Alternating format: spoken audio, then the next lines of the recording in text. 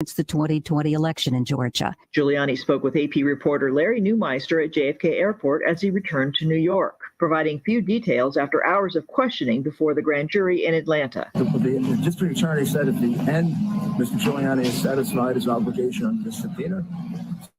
I satisfied my obligation. His attorney, Bob Costello, did not address whether his client declined to answer any questions, but said the 5.5-hour session went well with no disputes. Fulton County District Attorney Fannie Willis opened the investigation after the disclosure of a phone call between Donald Trump and Georgia election official Brad Raffensperger. I just want to find 11,780 votes. It's one of several investigations into Trump's actions in office. I'm Jennifer King. And I'm Rita Foley, AP News. This is 8:20 a.m. WCPT Willow Springs and streaming worldwide at WCPT820.com. We are Chicago's progressive talk, where facts matter. Now your WCPT 820 Chicago traffic update. Good morning. Rush hour traffic has been getting heavier this week. Right now, we are looking at the inbound Ryan Expressway with delays from 91st Street to 79th and 35th Street into downtown Chicago, where there's a crash at Madison on the outbound Kennedy. The right lane is blocked. Told this is a rollover. Get from 95th Street to downtown Chicago. Right now, it's a 20-minute trip. The outbound Kennedy travel time downtown to O'Hare is 20 minutes. It's not too heavy yet, but this doesn't clear soon. It's going to get very heavy in a hurry. Inbound Kennedy, great 18 minutes from O'Hare to downtown. The Eisenhower has delays, 17th Avenue to Plains Avenue, and approaching downtown. It's 26 minutes, 390 to downtown. Pat Stevenson, it's Stop and Go now, Harlem to Kedzie. I'm Jim Talamonte. The Rick Smith Show. How much time do we have? Weeknights from 8 to 10 p.m. What's amazing is how quickly Joe Biden has brought the world together. The Rick Smith Show on WCPT 820, Chicago's progressive talk. Okay, Coach May, how much time do we have? We have a minute and the pastor's up. Okay, please bring her up. Thank you. He is up. I'm happy to say that we can now help make your basement Pastor, and crawl just space let me know warmer, when they're up. and therefore your upstairs more comfortable. Okay. He just got up. He just got up. Okay, no worries. Just always We just give me a spray this verbal on it insulating because foam I'm between doing your floor a lot of joists, other things which over will not here. only increase Pastor, your how energy are you? efficiency, but will also deter insects, rodents, Honey, I and can't is hear you. mold and mildew resistant. It's because he's not talking. Okay, I know. I thought I heard. I know him. He was saying something soft. For over 40 years, homeowners in Chicago Darius? and Indiana have trusted. I'm here. Can you hear me? Okay, no, I couldn't hear you before. Call a contractor you can rely Okay, how you doing, hon? on. 800 I'm good. Good. 800 Huh? 421-7325. I'm good. Out here in Houston getting Dasha ready for school. Oh, bless your heart. Please give her my love. Send me an address for her, please. Okay. Okay. 5 seconds. Thank you. WCPT 820. You're welcome. You're welcome. Thank you. We can change the world, change the world, change the world. We can change the world, we can change the world, change the world. This is the Santita Jackson Show. War and hate to a place of love, it's not too late. Gotta save the children, we can't wait. Let's change the world. Hey, everybody. Welcome to the Santita Jackson Show. It's a joy to be with you today. Oh, boy. I can't believe where has the summer gone. I'm Santita Jackson coming to you from WCPT 820, the nation's largest progressive talk radio station.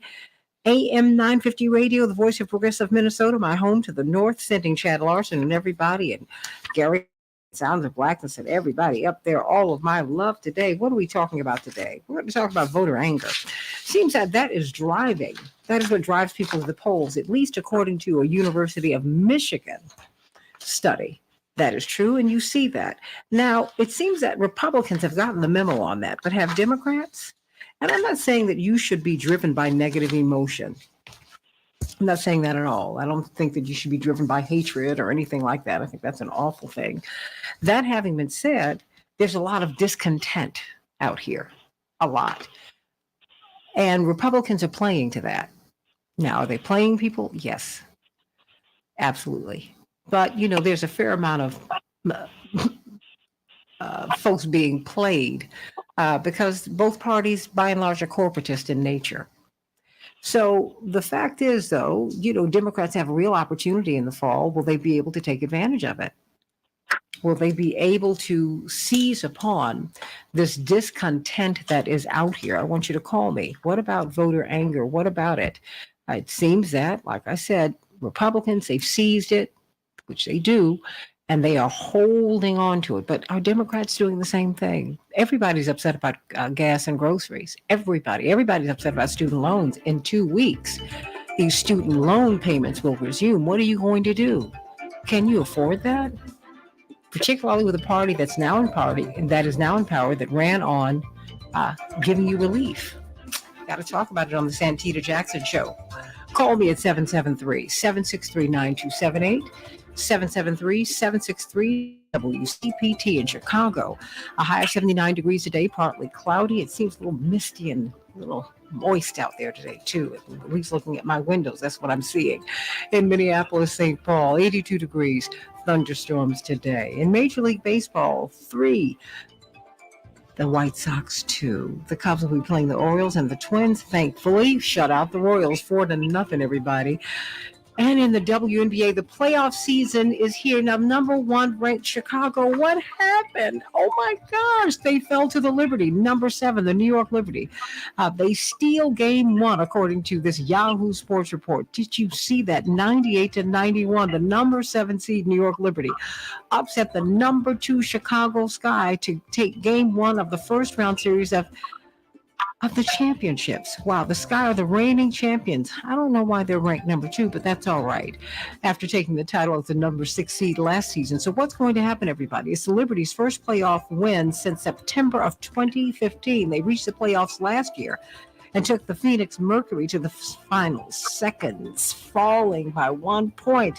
The 98 points is a playoff record for the franchise. Blessings to you, but I'm pulling for my Sky. You know I got to do that, everybody.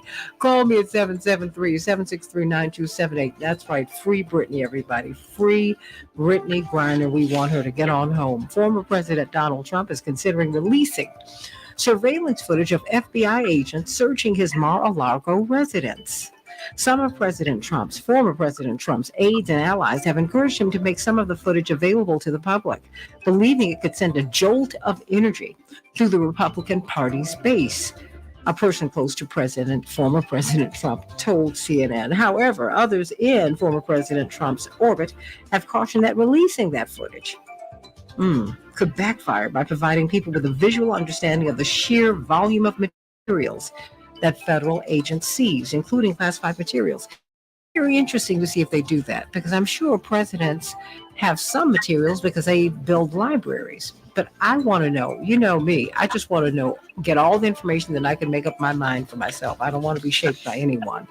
Research published by the CDC yesterday offered new insight into ways the monkeypox virus may be spreading.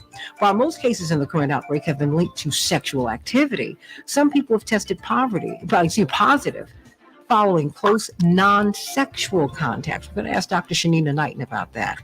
With other people at crowded gatherings and events, according to researchers. CDC guidance says monkeypox can spread to anyone through close contact, which is often skin to skin, as well as intimate contact. And that's very interesting that this happens as the CDC has relaxed its social distancing guidelines and its guidelines regarding COVID. It seems that the COVID guidelines would help us with monkeypox, but that's been relaxed. What are we going to do? But I have to ask Dr. Knighton about that. 7 people were killed and 20 others wounded in a Russian rocket attack on an apartment building in northeastern Ukraine today. Buyers of electric vehicles may become eligible for a significant tax credit, once again due to the newly signed Inflation Reduction Act. The previous tax credit offered $7,500 for a new electrical vehicle, until their automaker hit a $200,000 limit in tax credits. Do you have an electric car? I know Pastor Brooks does not, but that's all right, everybody. Hearing aids should get cheaper and possibly even better due to a long-awaited rule change that the FDA announced on Tuesday, everybody.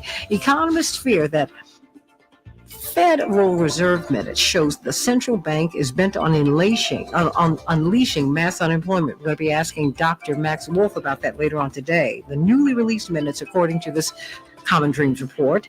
The newly released minutes of the Federal Reserve's July meeting indicate that the U.S. central bank officials have no plans to deviate from aggressive interest rate hikes as they attempt to tamp down high inflation, a policy response that one economist characterized as a commitment to unleashing mass unemployment. And it turns out that children born near fracking sites are 2 to 3 times more likely to develop leukemia, everybody. Wow, that is horrible, horrible news. And it's environmental racism and environmental classism, because poor people are born, I don't care what color you are, you live by these sites. And it's a horrible, horrible thing. It turns out that the southern states like Louisiana, Mississippi, and Alabama are named the least healthy in the United States. And those are just some of the headlines on the Santita Jackson Show. Pastor Darius Brooks down in Dallas, Texas, getting his baby ready for college today. Give Dasha and First Lady Deborah my love today. I know we've got some good news coming, but I want to hear from you again. Where is your church located? Grace Central in Westchester, Illinois, and how can people get food? Your lines continue to get longer and longer and longer.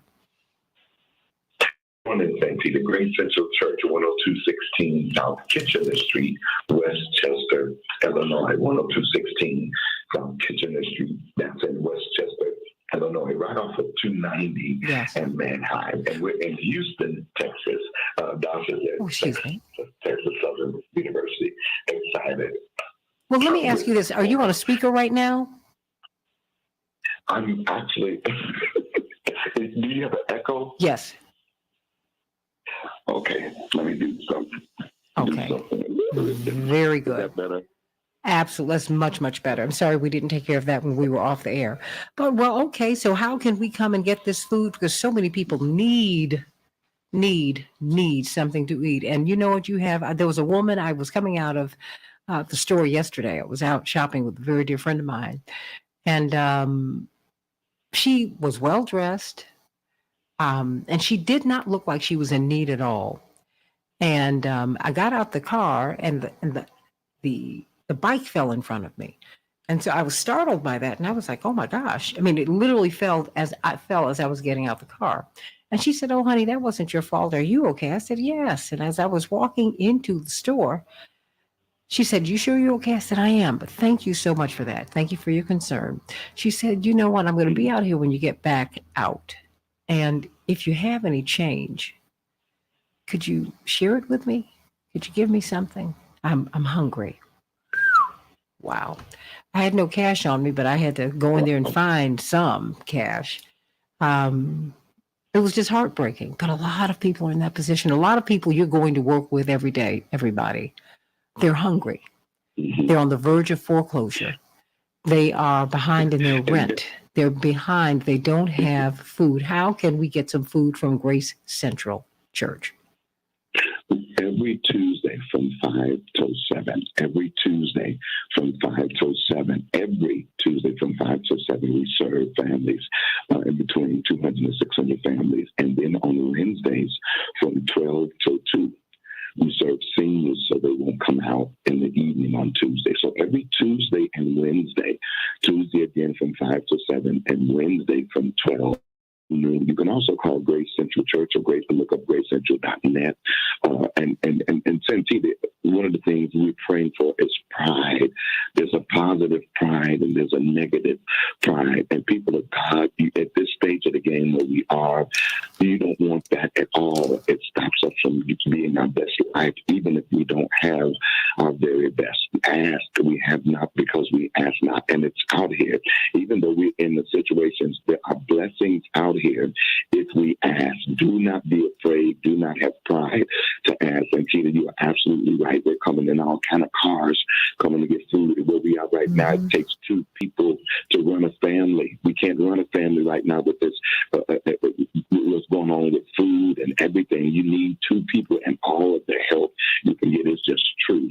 And this morning, I want to come and just give you some good news. I love what you said today. I won't let nobody shape my thoughts for me. You just said that. I love listening to you. I steal from you all the time, Santita Jackson. And I share with friends down to let no one do your thinking for you. Make your own decisions and choices. Make sure your sound mind is a mind that's sound. And I want to start with the Hebrews 12:1. Therefore, since we are surrounded by such a great cloud of witnesses, let us throw off everything that hinders us and the sin that does so easily entangle us or slow us down, and let us run with perseverance the race marked out for us, fixing our eyes on Jesus, the author and finisher of our faith. And Santita, if I had to use for a thought this morning, it goes on to say the pioneer, the perfecter of the faith.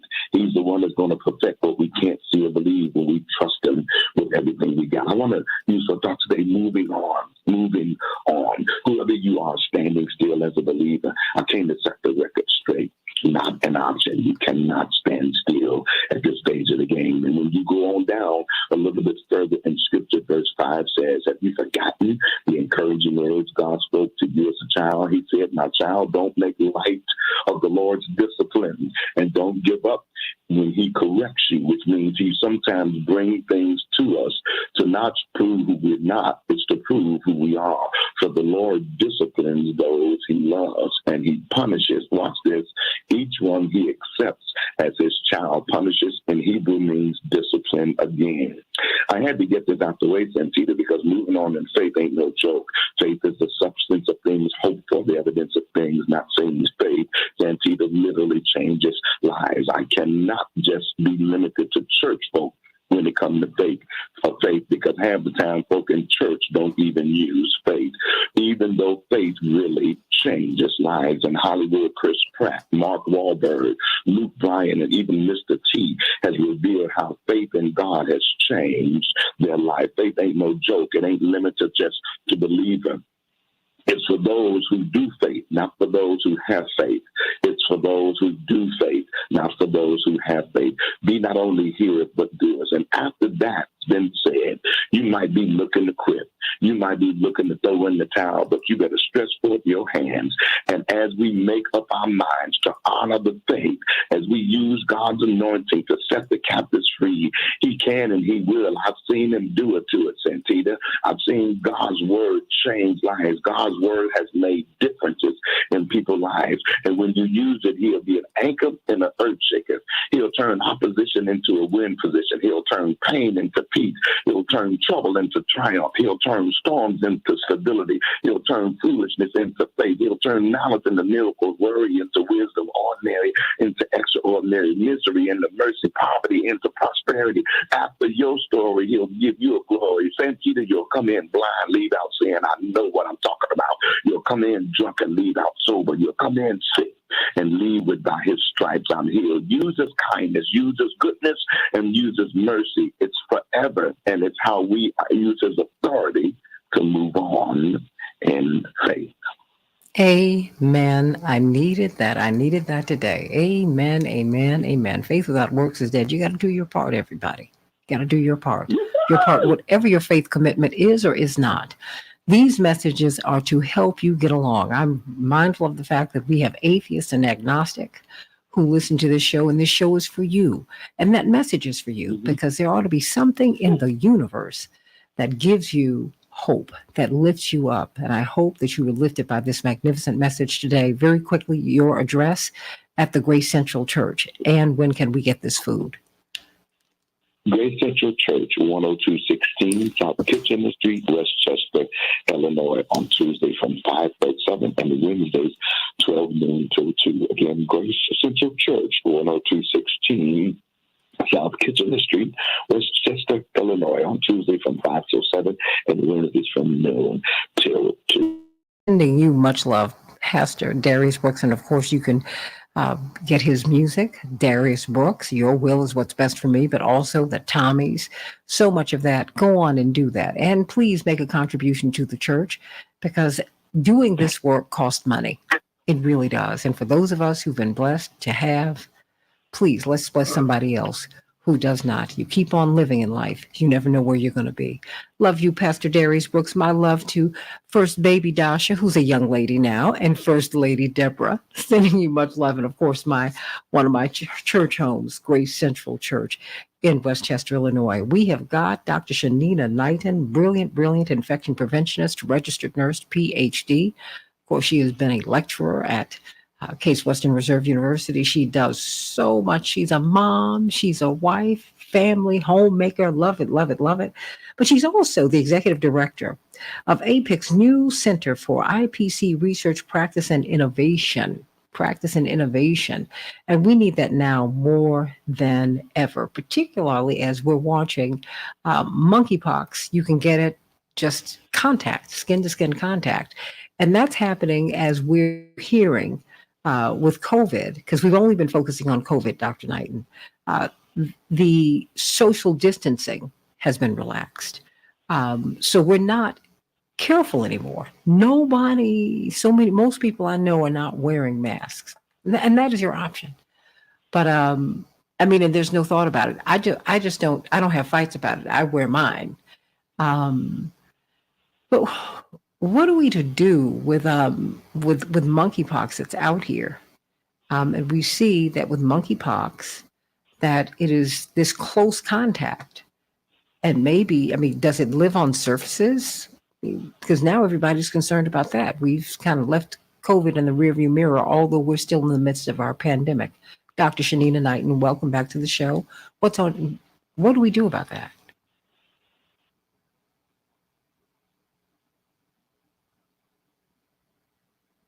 Dr. Knighton? I have her on, so let me see what. I was being good. You had me on mute. Oh, bless your heart.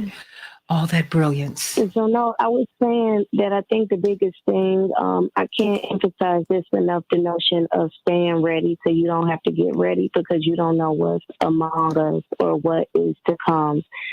There's so many factors that's happening right now. And when I mention factors, Santita, we could look at, let's just say, antibiotics, right? That is used in food. And we don't think about how the diseases in animals, because of, let's say, climate change or just pesticides or different chemicals that are used just to be able to take care of them, in the midst of food shortages, in the midst of, let's say, natural disasters, which may be messing up where they live. We don't think about those things and the fact that sometimes, and not sometimes, but a lot of times can lead to famine and disease. And when that disease happens in those animals and we have scientists that are treating, let's say, those animals so that way they are able to be eaten, those same, let's say, antibiotics, they might not necessarily translate all of the medicine from these animals into our systems because they are treated. But we don't think about how that impacts things. We don't think about the fact that animals, when we're talking about pets, because when we think about monkeypox did not originate from monkeys, but it was found in a couple of monkey primates, like groups. So that's what gave it its name. So it was never really found in terms of being, like, let's say, in an actual monkey in terms of origin, meaning that's where it came from. Now, when we look at monkeypox in the United States, in the UK, and a lot of other places, because monkeypox was over in Africa, and while it was over in Africa, you had African scientists that were warning years and years and years ago that this was a problem, and they were making sure that others knew that it was a problem, such as the World Health Organization didn't want to be the last poll to have access to vaccines as a treatment. Okay. Now, that's different from here in the United States where monkeypox was imported. And when I say it was imported, it was imported by fairy dogs, meaning like fairy dogs are these things. I think they look like mice or rats, but people had them as pets. Mm-hmm. And they had them as pets, and as a result of having them as pets, they ended up didn't find out that they were infected until afterwards, and that's how that pet to human transmission happened. Now where we are with human transmission, the human transmission can still happen from person to person. That can be through contact directly through the pustules or the bumps that are leaky with fluid. It can happen because somebody has these pustules or bumps in their mouth, and let's say there's some sort of secretions that come and they transmit it to someone else. It can come from kissing. It can come from sexual contact, intimate contact, because sometimes people don't classify certain things as being sex. So there's multiple ways for which monkeypox can be transmitted. And we're even now starting to see that it is growing. And how is it growing there? I've got about a minute, literally. How is it growing with these children? Similar to how we used to get chicken pox, right? Mm-hmm. So all it takes is just for contact. So a kid can have it up under their fingernails because they're scratching and touching things, not cleaning their hands, and the next kid comes in contact with a common object that's used, whether that's putting it in their mouth, touching it. So there's ways for sure for anyone to get it. And so I want to be very careful about that because there's the stigmas around it only being amongst the gay population, but that is not true. It is out here, everybody. Hand washing. We've been honest enough about it. All the morning stars are saying, wash your hands, everybody, but wash them properly. Thank you, Ashley King out of Tennessee, reminding us to wash our hands. Of course, her handle in social media is Hey Dr. Nina, HEYDRNINA. Follow her. I check her out on Instagram every day, and I've gone through her old postings because they are really reminders. They won't make you paranoid. They'll just make you aware. The more you have, the more empowered you are, everybody. Let's talk about anger in the 2022 election cycle. The University of Michigan has a study that shows us that anger drives voters. Republicans have gotten the memo on that. Have Democrats? Let's talk about it on the Santita Jackson Show. Call me at 773-763-9278, 773-763-WCPT. Back with more of the Santita Jackson Show in just a few minutes.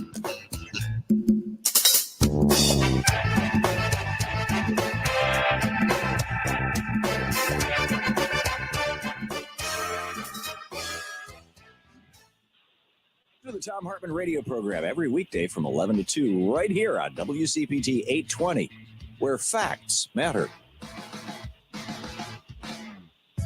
This is Joan Esposito, and here at WCPT, we really, really love pets. Dr. Knighton? So much that we're spotlighting and adopting. Yes, I'm here. Hey, sweetie, I'm pivoting on to something else. I'm trying to send someone a text because I got to bring them up. Furry celebrity on the WCPT820.com homepage. Every month, we'll talk live to them. And how you Dr. doing, though? Craig How's your from Mark family? Briggs about keeping our pets healthy and why rescue is best.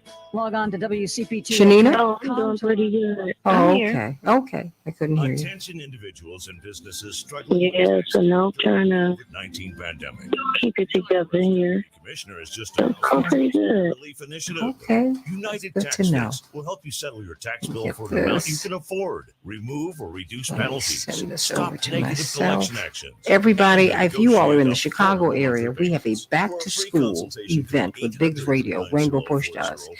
I hope that you will be there on Saturday. It is free. We are giving out school supplies. We're doing free health screenings, face painting. It's going to be entertainment. It's going to be a really, really wonderful event. And I hope that you will be there. I really hope that you will be there. And so I'm going to reach out to a couple of other people, but I want you all to tell people about it. I'm about to put this out here.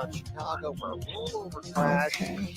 Tow now at the scene has 2 right lanes blocked. Express lane delay started 43rd Street up Bryant. To get from 95th Street to Bird Circle Interchange, it takes 49 minutes right now. The outbound Kennedy trip time is 20 minutes down south to O'Hare with that congestion approaching Madison. The inbound Kennedy traffic slowed come from the boards. 22 minutes here to downtown. The Eisenhower's getting heavier. Delays starting before Mannheim. 40 minutes, 390 to downtown. Stevenson, 38 minutes in from the Veterans Memorial. 557 has the usual number of delays. I'm Jim Alamonte. Here's the latest Chicago weather update. Mostly sunny skies here for today with a high in the mid-80s. Winds out of the west around 5 to 10 miles per hour. Tonight, partly cloudy skies, a low near 64. Friday, sunshine, high of 85 degrees. And by Saturday, a chance for some showers and thunderstorms. Cloudy skies, a high of 81. Sunday, another chance for rain and storms, a high of 77 degrees. From the Weatherology Weather Center, I'm meteorologist Jennifer Fuchitsky. Currently, it's 65. WCPT replay. It's not like Joe Biden, his election is what triggered a Russian invasion. Think about Donald Trump. The reason he was impeached the first time is because he withheld security assistance from Zelensky and Ukraine. He talked about wanting to break up NATO. He softened the ground. When it comes to unemployment, I mean, Donald Trump inherited record low unemployment. Right now, at the very least, we're seeing people with the ability to leave their jobs and to go find new ones. First time in a long time that we've seen benefit on the labor side for people to have some flexibility in work. And we're seeing some record unionization efforts happening across the country. When you have a Democrat in power, the NLRB is going to make sure that those elections are actually fair and that people can unionize. Inflation, we are coming out of a pandemic that strained our supply chain. Donald Trump's the only president who lost jobs under his watch. It was a historic level of job loss because of the pandemic. Keep listening to WCPT 820 because facts matter. What if one day you went to your secret hiding place and instead of what you came for 30 seconds. Thank you. 1-800-662-HELP. What would you do? Would you stop and give it some thought? Okay, who do we have? Before drugs Who's take me? their toll on you and your family, know that there is help. You can quit. For help with All right, all your guests are up. Okay, by name, that's Chappelle Wells. Yeah, so Chappelle, Attorney Connolly, Attorney Patillo, Senator Taylor, and Attorney Jones. Okay. All right, we'll have Dwight McKee at the top of the hour. Thank you. We can change the world, change the world, change the world. We can change the world, we can change the world, change the world. This is the Santita Jackson Show. War and hate to a place of love, it's not too late. Gotta save the children, we can't wait. Let's change the world. I am breathing. Hey, everybody, welcome back to the Santita Jackson Show. Thursday, August 18th, 2022. How is anger propelling this campaign season? According to the University of Michigan, that is what drives voters. Anger. It's such a powerful emotion, But, and indeed, there's an NBC News report that says that voter anger should be a warning to all candidates on both sides of the aisle. No one is safe. And I think we need to be mindful of what's going on because former President Trump's candidates are winning. The majority of them have won. He's turned into quite the formidable force. He's no more formidable than you because there are really more Democrats. There are more progressives and liberals in the United States than there are conservatives. But if you don't vote, we'll never know. We have to continue to push everybody. But according to a University of Michigan study, although according to this, to their writings, though pundits and candidates suggest there's too much anger in politics, the emotion does have a potential benefit. University of Michigan researchers write. Anger in politics can play a particularly vital role motivating some people to participate in ways that they might ordinarily not. And I talked about this yesterday, as we talked about celebrations by us, really the inspiration for this segment came from Celebrations by Us, Chappelle Wells. And I said, you know what?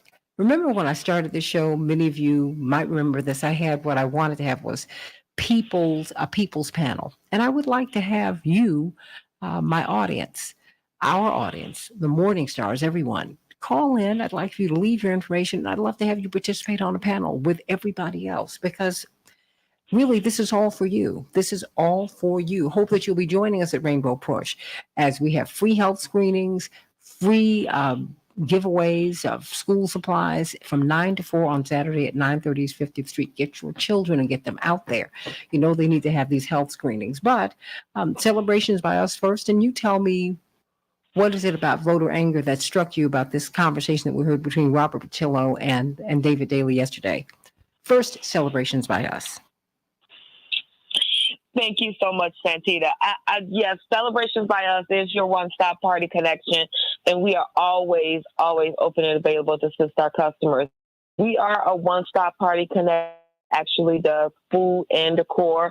We can do your balloon arches, your custom sweet tables, as well as also your full meals like your ribs, your chicken, your mac and cheese, as well as also your greens and green beans. So don't hesitate to give us a call at 708-526-4546, 708-526-4546. And we're also taking orders now for actual Labor Day. So we're getting geared up for that as well. So the last summer bash. So give us a call at 708-526-4546. We look forward to serving you. Okay. Thank you so much, Santita. So thank you, because you're part of the People's Panel today. And you know what?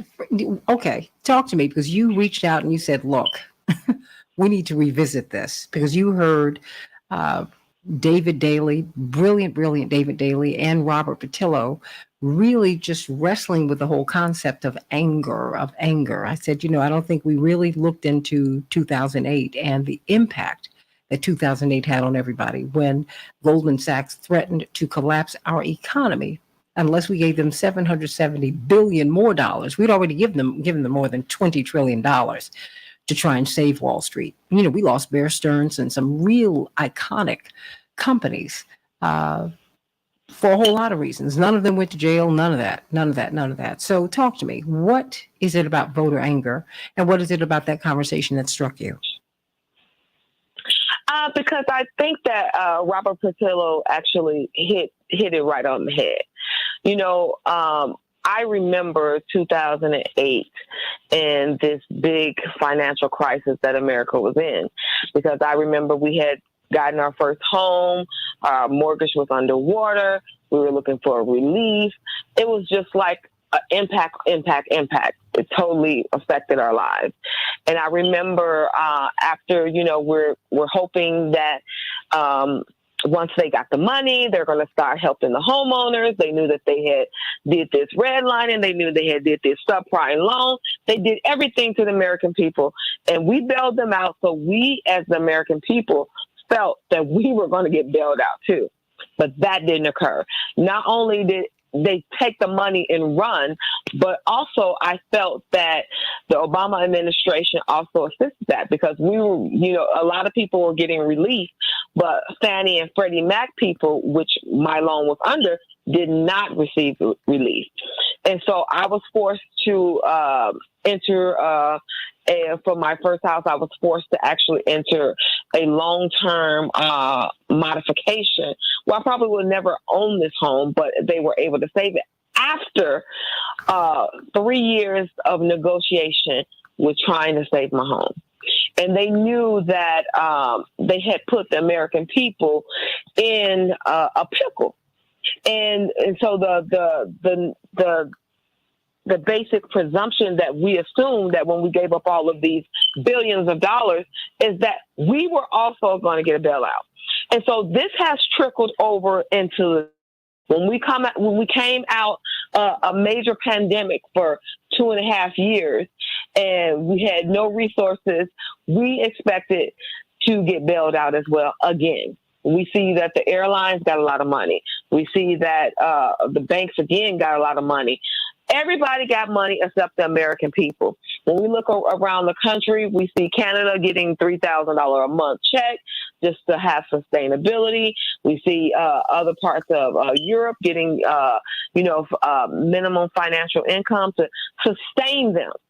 In America, we don't have that. They gave us, a stimulus check, and they expect us to actually survive off of that. But then you have the inflation. You have meat prices. Ground beef right now is $4 a pound. Chicken wings are $3 a pound. We have chicken and all types of. Literally, Santita, I brought 36 eggs for $12. 36 eggs for $12 at Sam Cubs. What is happening?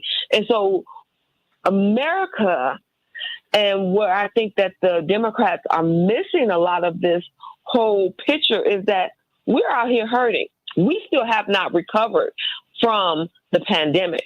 So the average American is right now trying to, as the saying goes, robbing Peter to pay Paul.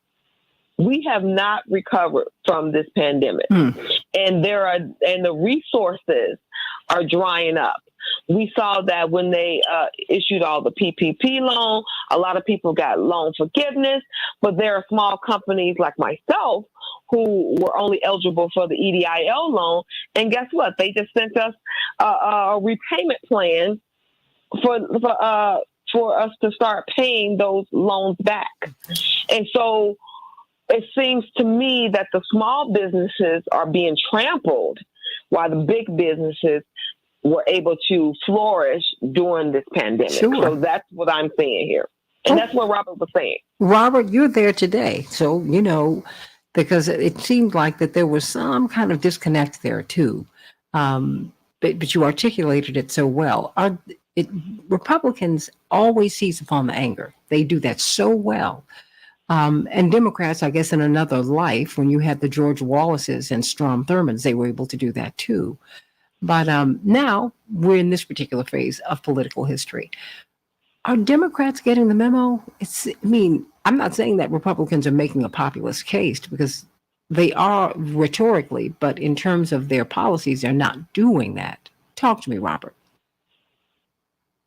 Well, Shapiro hit the nail right on the head with that, because Democrats at the end of the day are still a corporatist party. They are still a party run by lobbyists, run by corporations, run by millionaires and billionaires. And I think the issue that a lot of voters have, particularly African-American voters, is that when it's time for something to happen for corporations, just as Shapiro just said, whether it's the bank bailout in 2008, the automotive bailout that people forget about, the money to the airline industry, that gets done lickety split. I mean, like they walk into the White House, they say, look, I need me about $10-20 billion, and they get it by lunch, and then they walk home back out the door. But then when it's time for the American people to get anything, whether it's student loan forgiveness, remember the $2,000 checks we tried to get, it ended up being $1,400, and they're like, "Oh, well, we already gave you $600, so that comes out to $2,000 in the end." Anything for the American people seems like it is just pulling teeth. Like it's the hardest thing for them to do.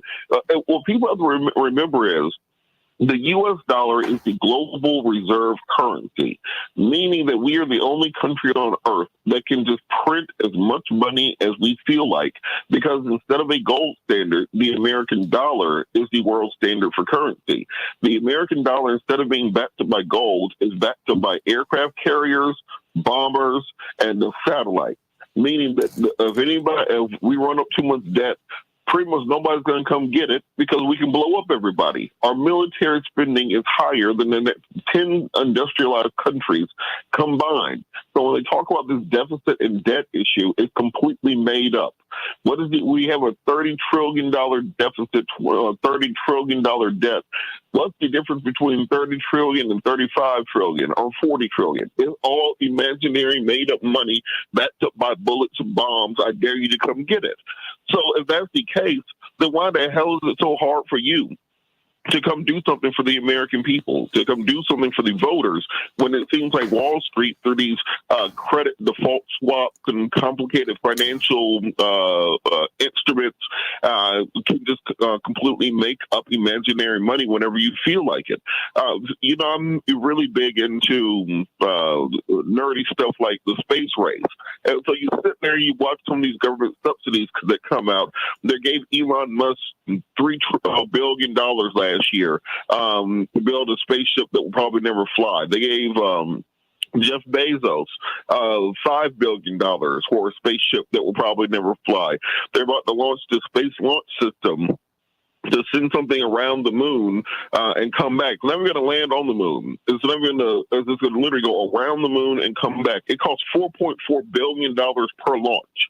and then the entire rocket burns up and drops into the ocean when they're done with it.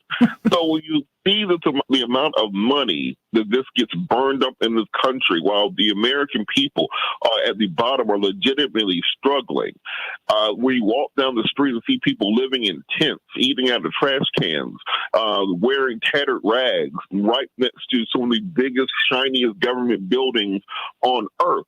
Of course, people are going to be angry, and the Democrats seem to only come through with excuses. Back in the 90s, they had this the idea where they said Bill Clinton was really great at the "I feel your pain" aspect of American politics. That is something that Trump has mastered. Whether he's telling the truth or not, he has mastered making people on his base believe that he feels their pain, that it can be the poorest redneck down in Mississippi. They believe that this billionaire from New York with a Slovenian model for a wife really feels their pain and believes in them and will do something about it. Democrats don't do that. Democrats, as soon as they get in office, seem like they act like they too good to hang out with the plebiscite, so that they're not going to come down here and dirty their suit up with the serfs and the lower rungs of society.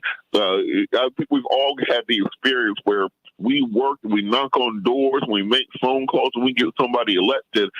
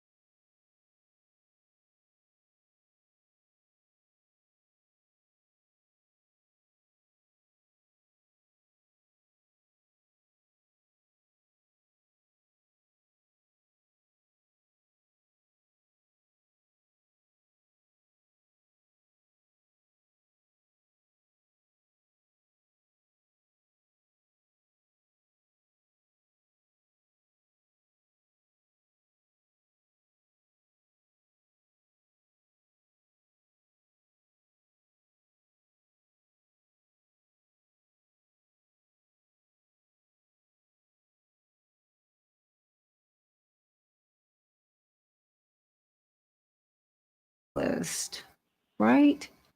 But that's not what you don't see the Democrats doing that. I mean, they're struggling not to be seen as a party of the elites. What are your thoughts?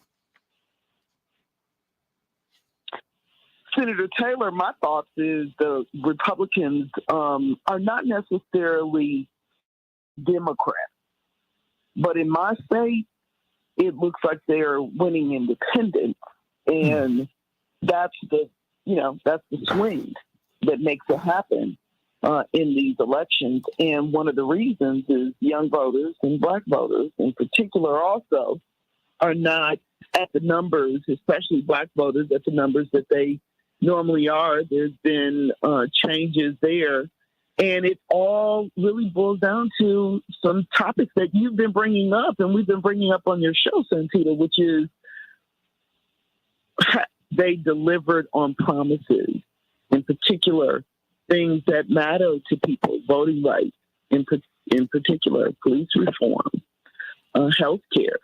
justice these are real issues, and it will determine, I would argue, the strength, the numbers that people will come out, or whether or not they will stay at home. There's been an 8-point shift in independent voters more recently, and you mentioned Donald Trump. Well, it's the Donald Trump gubernatorial candidate in Wisconsin that's picking up independent voters, and so it is concerning. And we can't show up at the last minute with our base and expect that they will still vote matters.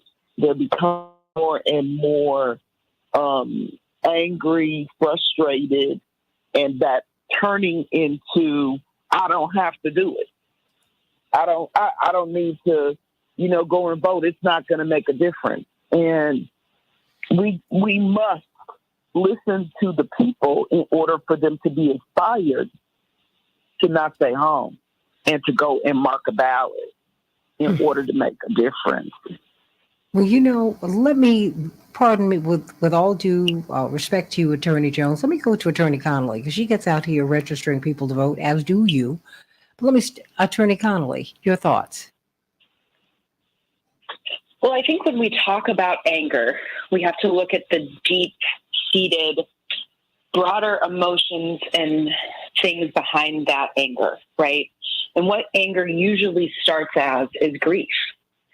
And right now in America, every family is touched in some way by a grieving process.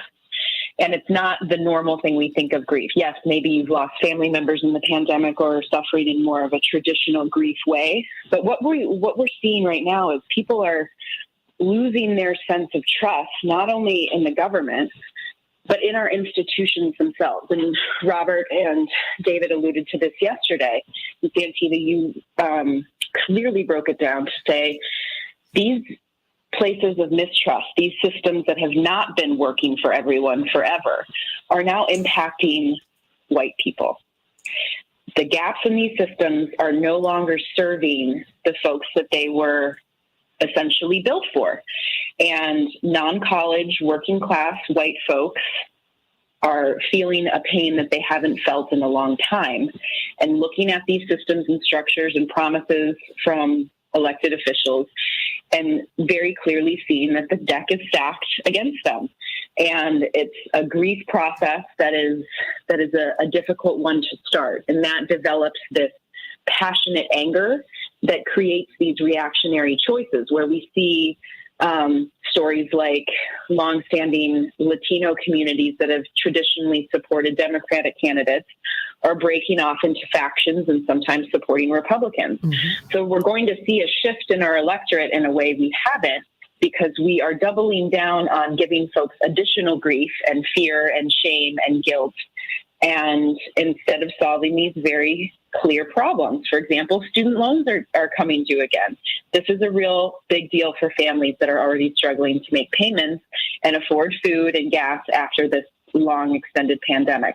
So we can't double down on this grief. We can't add to this anger. We have to get some of these solutions across the finish line and show that progressive policies can work when they are the priority. Right now, people see them as not the priority, right? And they're not.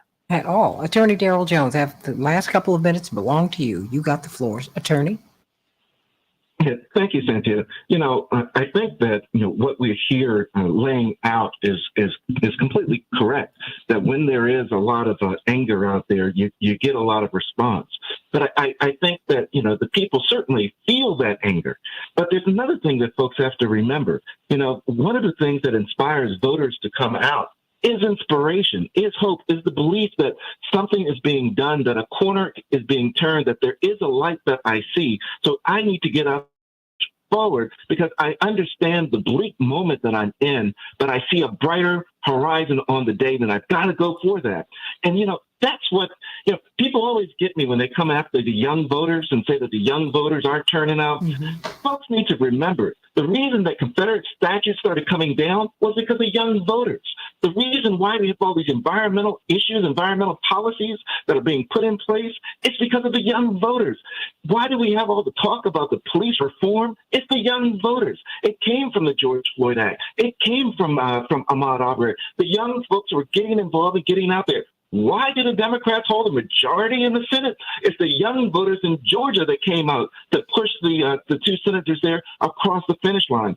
So when people kept coming, and you're absolutely right, there is a bleak moment, but I believe that as we put forward candidates and as we identify issues that the young voters and people can be encouraged to go out and vote, it gives them a reason to go out and vote for something rather than sitting back and saying, oh, it's all dark, the sky is falling. Well, the sky may be falling, but at some point in time, we've got to get up and push back. And that's what I think I see happening now. You know, the Inflation Reduction Act that we heard about, that's one of the things that's pushing back.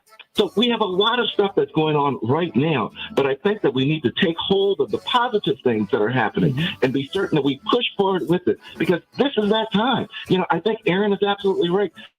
Get out there, and we've got to get out and push our votes. And I hear Robert and all that he has said, and Shapiro and what she said, but it's important that we get in this fight, that we get the people in place so that the policies we want, we can get them on the ballot, we can get them in place, we can get them voted, we can get the candidates in place to have that done.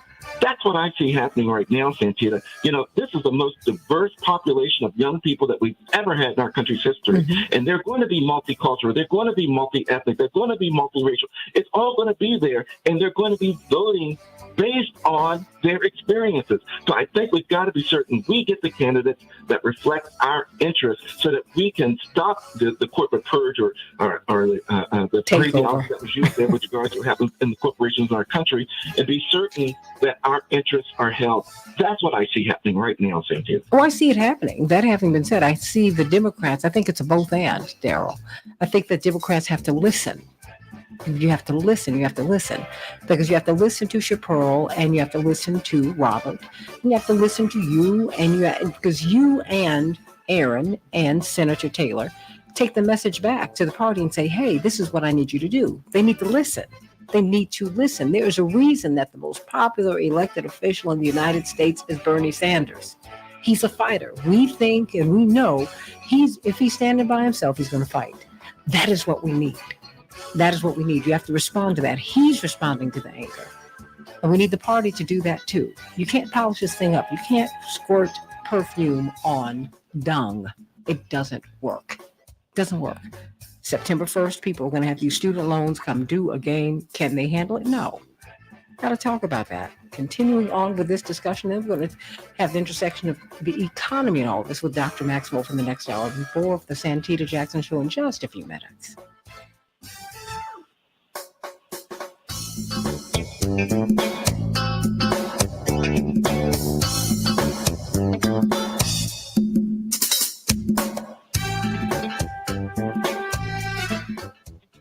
Hey everybody, we can talk. We're on Facebook Live now. So is there anything that was left unsaid during that segment?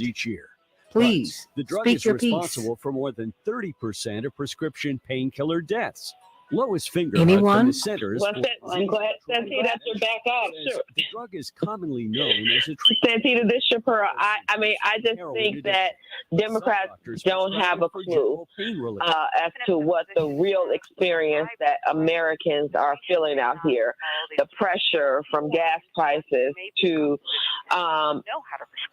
food prices to child care. It's just everything is just and it's unsustainable. I personally, because we feel so disenchanted right now, I don't even feel like voting. For what? Vote for what? What are we voting for? To put more people in here that's going to do the same thing who ain't going to help us, but we can continue to suffer? I just don't see the reason. But I'm going to go vote. But I'm trying to, in my mind, make up a reason to vote because ain't nobody excited, not a one person. This is AP News. And what Shapiro just said, We'll begin with the volatile just said nuclear is exactly what polls are showing. for young voters, for Black voters. In Exodus, it seems of Hispanic or Latino voters. Republicans, right, wrong, or indifferent. It's the reality of what's on the ground and what people are feeling and thinking when they are dealing with their day-to-day struggles, their day-to-day life. They're waiting the keys on.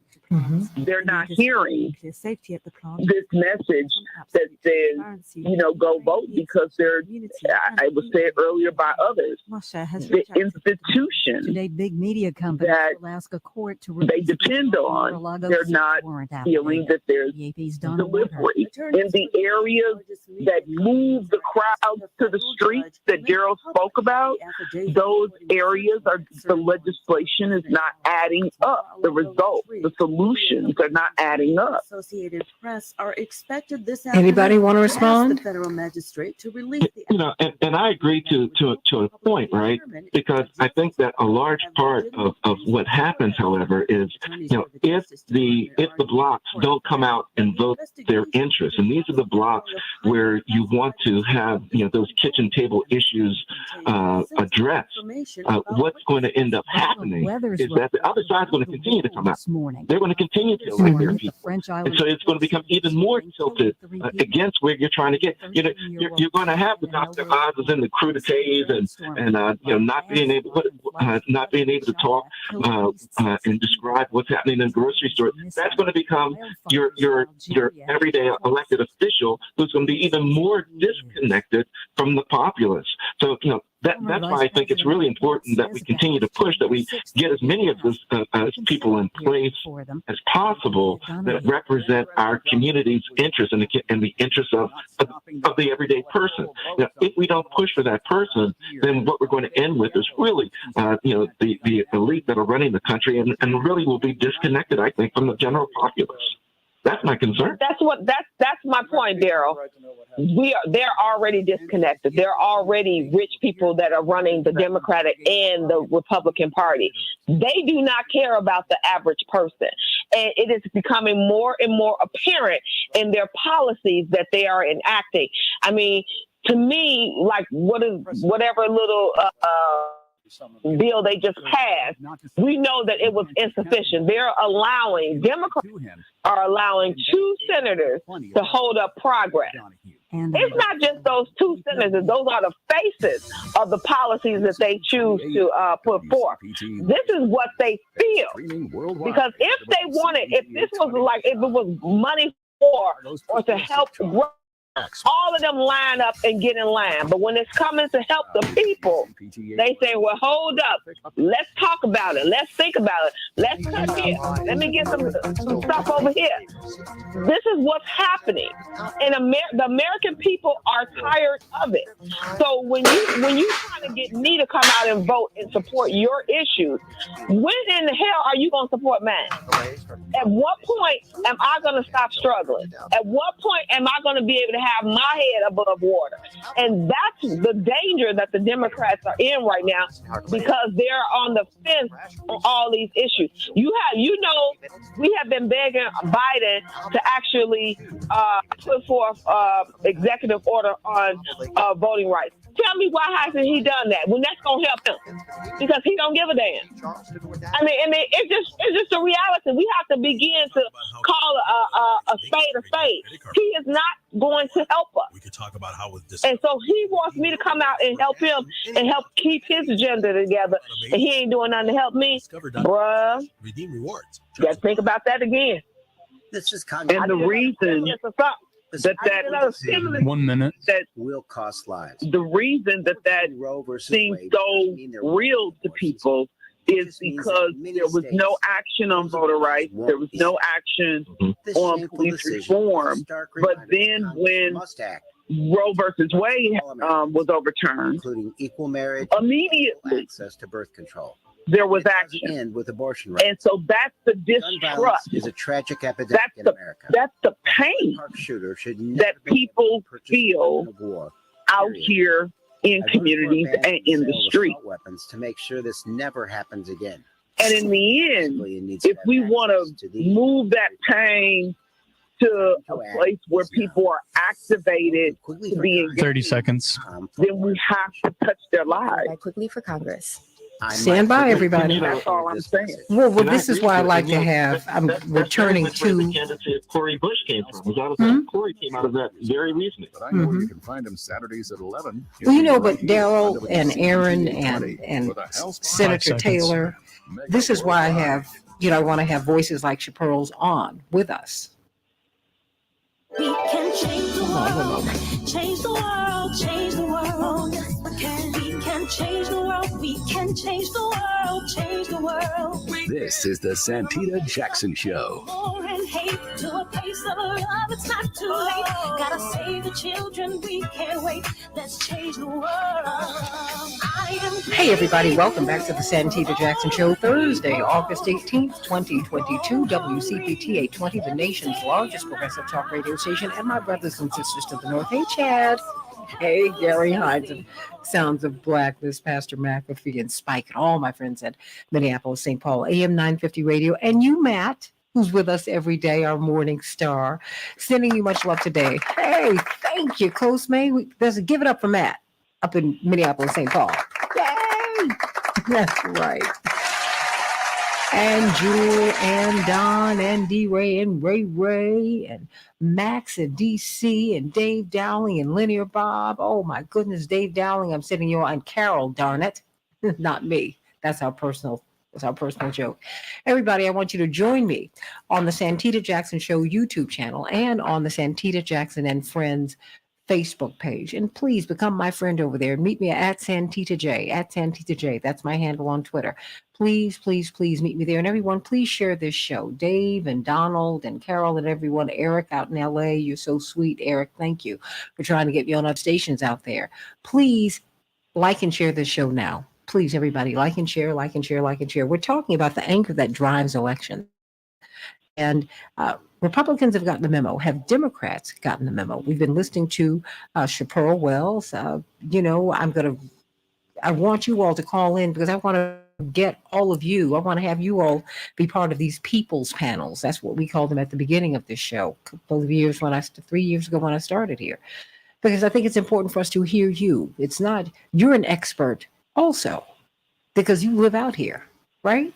So I want you to talk to me. Chaparral's been laying out the case, as has Robert and Attorney Daryl Jones. And Dwight McKee is joining us, Attorney Aaron Connolly, and of course, Wisconsin State Senator Alina Taylor. We're watching Mandela Barnes move out in front of Ron Johnson. Can't wait to ask you about that in a minute, but let's get to some of these headlines. In Chicago, there will be a high of 79 degrees today, partly cloudy. It's a little humid right now, but it's going to clear up. Minneapolis, St. Paul, 82 degrees, thunderstorms, and the Astros were triumphant over the White Sox, 3-2 last night. The Cubs will be playing the Orioles, and the Twins shut out the Royals 4-0. In the WNBA, the number 2 seeded, the WNBA champions, the Chicago Sky, fell to the number 7 seed, New York Liberty, 98-91. They upset the Chicago Sky, everybody, to take game 1 of the first round series in the playoffs, everybody. The Sky are the reigning champions after taking the title as the number 6 seed last year. So game 2 is Saturday back here in Chicago. Please, everybody, get out there and support. Tip time is at noon Eastern time on ESPN. If the series goes back to game 3, they head back to New York. It's a lot. What a great team and what a great series this is shaping up to be, everybody. Call me at 773-763-9278. Of course, free Brittany Griner. Former President Donald Trump is considering releasing surveillance footage of FBI agents searching his Mar-a-Lago estate.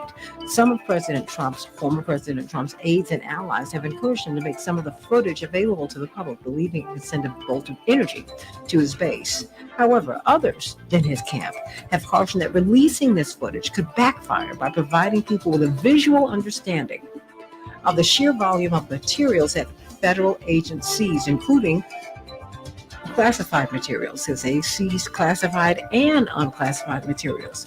Research published by the CDC yesterday offered new insight into ways the monkeypox virus may be spreading. While most cases of the current outbreak have been linked to sexual activity, some people have tested positive following close, non-sexual contact with others at crowded gatherings and events, according to researchers. Monkeypox, according to CDC guidelines, says can spread to anyone through close contact, which is often skin to skin, as well as intimate contact, everybody. Please be careful out here. Please, please, please be careful. In the meantime, we have been pushing for your financial freedom, everybody. We want you to call Team Hochberg. Team Hochberg, who are they? They are your trusted financial lender. If you do not have credit, if you need to rebuild your credit, if you have high credit card debt, if you're still using your debit card, you need to get a credit card. How do you get on track for that? How do you get a reverse mortgage? Will that work for you? How do you save for a home? How do you refinance your existing home so you can make it habitable for you and your family? Well, guess what? If you've been turned down for loans and if you feel that you have no hope, help is on the way. Help is on the way through Team Hochberg. I want you to call them at 855-56-DAVID, 855-56-DAVID, or visit them at 56david.com, 56david.com. If you need to build that credit up, you can do it. Ask David, another David, not David Hochberg. He posted a 5-star Google review. Go to Google and enter Team Hochberg. You will see loads and buckets of 5-star reviews. He said, quote, "My wife and I make good money, but we had no way to pay off our credit card debt. So they called Team Hochberg and they worked with Team Hochberg to pay off a $45,000 credit card debt." He said it eliminated our stress and saved us over $1,000 a month. It could be you. First, you're going to start off with a free consultation. Tell them everything. Tell them everything. They've heard it all. The more you tell them, the better able they will be to help you. So please, please call them at 855-56-DAVID, 855-56-DAVID. There is no reason in the world for you not to have financial freedom. You don't need all this stress. Let these people work with you and the credit card companies, or work with you up with a financial plan that will help you to live the life that you're meant to live.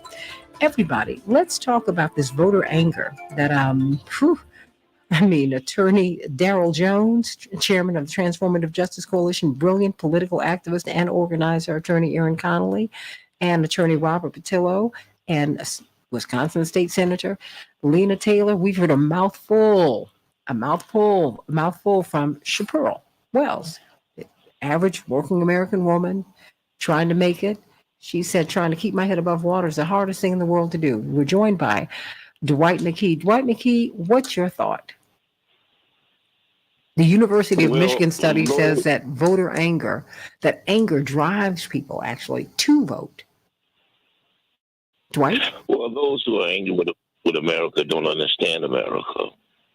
America is a corporation. Plymouth ain't a rock. Plymouth is a company that landed on a rock. New Jersey used to be owned by two people, one family, the COVID family. Pennsylvania was owned by one family, the Penn family. New York was owned by one family, the Duke of York. These are companies. This company was founded by the East Indian Dutch Company. These are the role of America, as one president said, is business.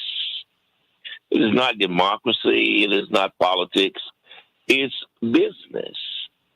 It is set up for a small group of men, of white men, to control the means of production. And what they do is they control the means of production, they control the money, and then they find cheap labor bases around the world so they can create profit in a capitalistic system. And so whether it's by slavery, whether it's by the prison and industrial complex, whether it's by trade, tariff relationships, whether it's by going over Vietnam or China, having them set up cheap labor bases, that is the nature of the economy. And so it's designed to let a few people in and a lot of people out. And so if people are angry, it's because they don't understand what they're looking at. What they're looking at is the propaganda and the mythology of America. But the reality of America is it's set up to do exactly what it's set up to do. It's doing exactly what it was designed to do. And the people are benefiting are the people who it was set up to benefit. And the people who are locked out are the people who were designed to be locked out of. It is the reality of America is that, as Robert said, is that it is built on fiat, not real money. It's built on military power, that they impose military will on the world to do their bidding, to make sure that they maintain a cheap labor base and nobody gets out of hand to upset the wagon, and everything flows well. And when anybody does, then they send over the CIA or somebody to assassinate them, and the band plays on. Do you have a response to that, Robert?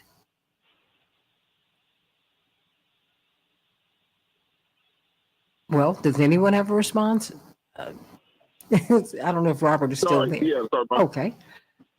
Yeah, my phone fell literally right when I picked it up between the chair. But to Dwight's point, that if you need any more evidence of this, just look where American military interventions are. We always talk about being the truth, justice, and the American way, democracy, all that fun stuff. We always seem to want to bring democracy to places that got stuff that we want. So if we need some oil, we have to bring some democracy to to Kuwait, to Iraq. If we are talking about hydrocarbons and grain, well, now we have to send $50 billion to Ukraine. We just found it between the couch cushions. There's $50 billion just sitting out there. We want to control the drug cartels. Well, we all of a sudden have to go to Grenada and Panama. Not that we wanted to stop the drug cartels. We wanted to control the drug cartels. Back 40 years ago, we were sending money to China, and your parents would tell you, eat all your food because they're starving children in China. Now, all of a sudden, China no longer wants to do what America said, and now they're the greatest geopolitical enemy known to mankind. That we keep hearing all this propaganda and fear-mongering that they're going to overtake us. We invaded Afghanistan that has the largest poppy fields on Earth. Then all of a sudden there's an opioid epidemic. I'm sure all the opium that we just found in this country we invaded has nothing to do with all the opium in the streets of America that the Sattler family is handing out to people like candy. There's absolutely no connection between that. And so when you look at what America does and the fact that we can find all this money to invade and bring democracy bombs to people all around the world, and then when it's time for student loan forgiveness, we act like we're completely impotent, that the American political system doesn't work. It is a complete lie that there's partisan gridlock in America. That's a complete made-up fantasy. Anybody who's ever lived in D.C. and hung out at cocktail hour knows good and well these senators get along famously. They are best of friends. Their kids date and marry each other. They all go to the same private schools. They all hang out at the same country clubs. The Clintons were at the Trump wedding. The whole thing about them being angry and hating, that's all show for everybody else. Because when it comes to money issues that benefits them, we've been fighting back and forth about voting rights for years now. When it came for that $1.7 trillion infrastructure bill to get passed last year, you had 19 Republican senators vote for it and 13 Republicans in the House of Representatives vote for it. Completely bipartisan. Why? Because it's a giveaway to their lobbyists. The only partisan gridlock is when it comes to doing something for the people in the United States of America that aren't part of the 1%, that aren't part of the corporations. And the fact that the people are still going to jail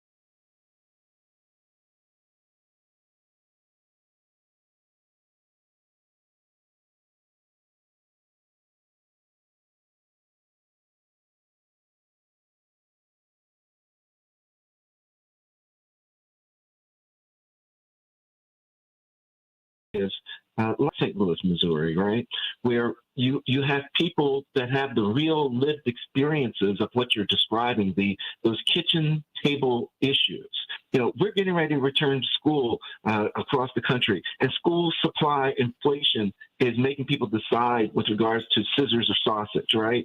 So the real issues that people are encountering. And I think that one of the things that we've got to focus on right now is being certain that we are producing candidates that are addressing those real issues, those real kitchen table issues. I always lift up the member of Congress, Cori Bush, because she was one of the people that was homeless, that was living out of her car, that had 2 children, that was facing severe financial issues. And what she elected to do, what she decided to do, was run for the office, was to be that change catalyst to represent the interests of what the very core group that Chaparral and all of us are talking about here today. So I think a large is to either find the candidate or be the candidate that raises this issue, to bring it to the platform, to try to push forward on the policy to get in place so that, you know, when we're, you know, in the voting rights world, right, we're pushing for the People Act or you know, whatever the new nomenclature of it is. We're pushing for the voting. We're not stopping because we fell short. We're saying, let's go back into the community and let's find the candidate that will be there with us to push to get us across this line. And I think that's where we are right now, is that as a country, those that have these interests, we've got to find those candidates that are going to side with us, that are going to have our lived experiences, be able to identify with what we're going through so that we can get across this line and get policies in place that address the very issues that we're talking about. That's where I think our interest lies right now. That's what I think our challenge is right now, and that's our direction, is to find those candidates, to produce those candidates, to make those candidates, and to get our issues addressed. Well, State Senator Taylor, I think they also need to know what they're walking into. I hear you. I agree with you. They also need to know what they're walking into, State Senator Taylor, once they get into the halls of Congress. I remember when I was about to pledge my sorority, they said, you know, trying to get in the sorority is one thing. Becoming a soror is a whole different deal. You know, it's just like getting into a family is one thing, but being a part of it, whole different deal. What surprised you most once you got into office? I think the difficulty in taking good ideas and policy and making it into law, and how difficult it might be to even, in my state, for example, even get something heard. So just because you author a piece of legislation doesn't mean it's going to get a hearing. It doesn't mean it's going to get a vote, even if it gets a hearing. It doesn't mean that it's going to make it through both houses. And so a lot of things die just on the idea floor, so to say. And it was shocking that can happen, you know, on both sides of the aisle.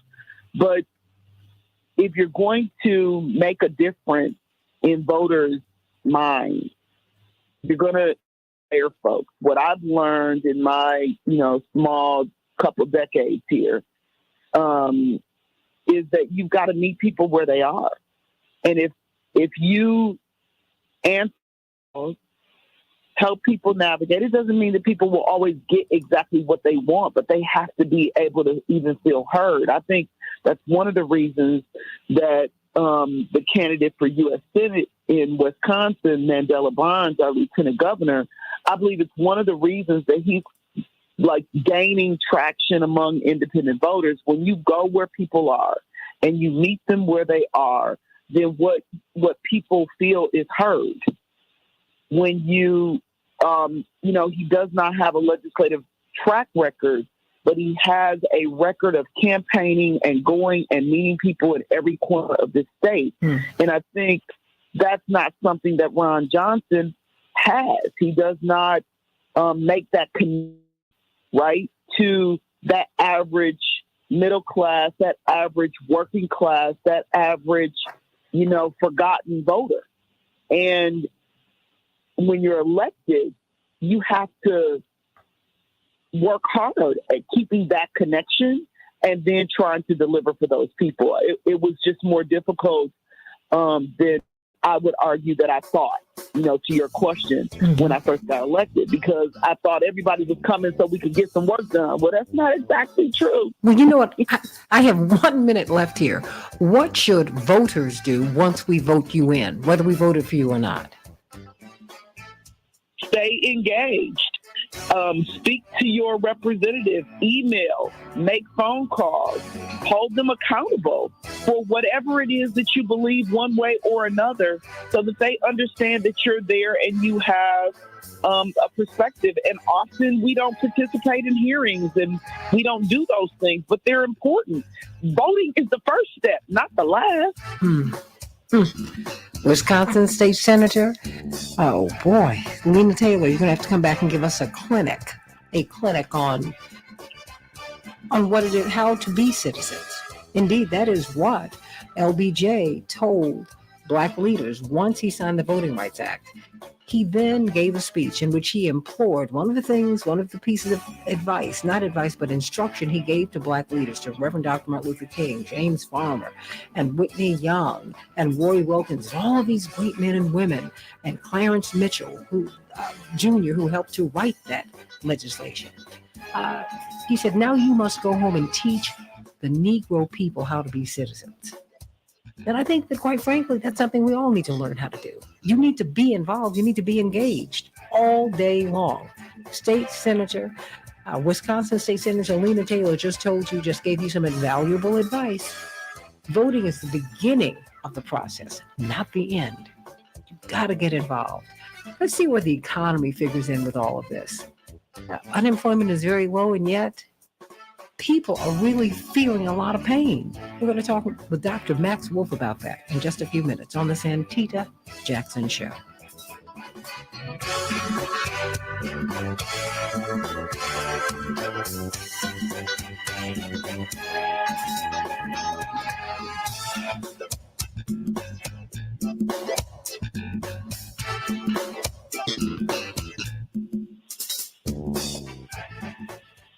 Does anyone want to stay with Max? We got to talk about Val Demings too, Robert. On WCPT 820. Yes, ma'am. Because they're not talking about her race as much at all. 20 a.m. is proud to announce. Well, between Val Demings, Mandela Barnes, Warnock, and Fetterman, Democrats need to be going around talking about how they're winning instead of all this negative propaganda. All the numbers are turned around, but they're not really trumpeting it. Equitable and I don't understand that. Business community. We are the first and only I don't understand it. I'm like, here you've got Fetterman who came off of a stroke, and he didn't lose any ground. 20 a.m. is a mission. You see, Daryl, that becomes it, and Aaron, that becomes the frustration. It's like you all just are great at snatching defeat from the jaws of victory. It's just ridiculous. Thank you so much, Coach May. Well, It's the I'm truth. glad you brought up Fetterman, right? Yes. I think he's getting so much attention from younger voters, and his social media team is obviously taking Dr. Oz for a roller coaster ride, which is great to see. But this is the type of bold campaign rhetoric that people want to see. They want people to be called on their BS when they're saying they're from Pennsylvania and clearly live in New Jersey, right? They want that straight talking kind of delivery, and we see that John Fetterman, who's from Braddock, Pennsylvania, where my great grandfather was fire chief for 40 years, the working class steel town. He's a guy from the neighborhood. His wife does community activist work and has for years. They're a great family who lives those values, and even Republicans, like some of my family members back there, still are like, absolutely, I'm voting for Fetterman instead of this millionaire who thinks he's gonna pull the wool over our eyes, right? So that type of truth-telling works, where you are in your community, but not everybody is bold enough to put those candidates up. We've had some luck in Illinois. We have Jonathan Jackson. We have Delia Ramirez on the ballot, and November. We have folks that have lived those values, but we have to be bold enough to put them up as the candidate and support them, like we saw in Wisconsin, under consensus in that primary election, so they have a shot.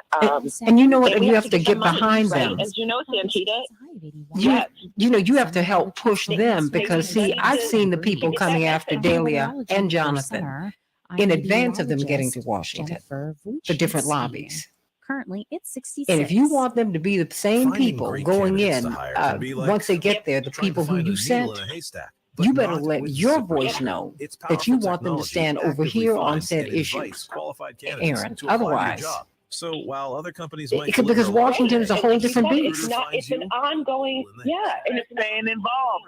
accountability. To post a job Yes, on you have to show up at the offices though. It's not enough to just say we helped you win a primary or win an election. You have to keep that conversation up. You have to keep having those community meetings. You have 1 minute. doing petitions and saying, hey, Well, we're hold your on. team, but what are you going to do on student loans? Hold on 1 minute. I've got one of my favorite people in the world here, and I know Dwight just loves this guy to the moon and back. Dr. Max Wolf, how are you, Dr. Wolf? You always walk in the middle of all of these hurricanes. When you hire an IBEW local How you doing? 176, I'm not always that careful where I'm walking, I guess. There's training in the classroom Always and on the glad job. that I And union sauntered electricians over set to the your standard show to for their take solid advantage of that generous spirit of yours, even if I caused you to reconsider it every Thursday morning. We attend the same little league games and Just about dance every day when we And talk. most Well, importantly, I'm like, Max, we want to keep what did you just everything say? as safe as we keep our own. So when you need Not on the air. This is one of my dearest friends in the world, everybody. I adore this guy. Oh my gosh. And he's blindingly brilliant. Blindingly brilliant. And we really need to talk about this economy. And thank you so much. There's cognitive dissonance. And I've got a whole lot of people who are here. So stay right here. Change the world, change the world. We can change the world, we can change the world, change the world. This is the Santita Jackson Show. War and hate to a place of love, it's not too late. Gotta save the children, we can't wait. Let's change the world. I am green. Hey, everybody. Voters see a bad economy even if they're doing okay. Call me at 773-763-926. 763-763-9278. Let me slow down. 773-763-9278. There you go, Santita. Of course, it's Thursday. It's the bottom of the hour. And we have got, of course, Dr. Max Wolf walking into, as he does every week. We always start off talking, we're going to talk about this. But it's a buzzsaw because one of the things that I love about Dr. Wolf is that he is able to bring in all of these pieces and contextualize them because attorney Aaron Connolly, attorney Darrell Jones, Dwight McKee, attorney Robert Patillo, and Chaparral Wells, and state senator Lena Taylor from the great state of Wisconsin. He doesn't see the economy separated from anything. He says, this you got to put economists and the economy needs to be part of this discussion. And so there's this New York Times article that says that voters see a bad economy even if they're doing okay. What does that mean? Well, thanks for having me as always. I try to live up to the praise, but it's generous. Look, I think two things. First of all, the economy hasn't worked for a lot of people in the country, probably a majority, maybe a meaningful majority of people in the country, even when it does work.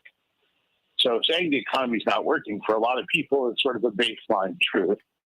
And the Republican Party has kind of decided that they're going to have try to hang economic trouble around the Democrat in office right now, around Mr. Biden's neck, right? So they're going to blame him for the trade war that Donald Trump started, or COVID, which I thought was a hoax, but maybe he invented it in his basement during his off time, or whatever the thesis of the day is. So there's going to be a lot of attempts here to get elected on that, because I don't think they're going to be able to get elected on some of the conservative agenda they've run on historically, A, because it's unpopular, and B, because the Supreme Court's actually passed it despite how unpopular it is.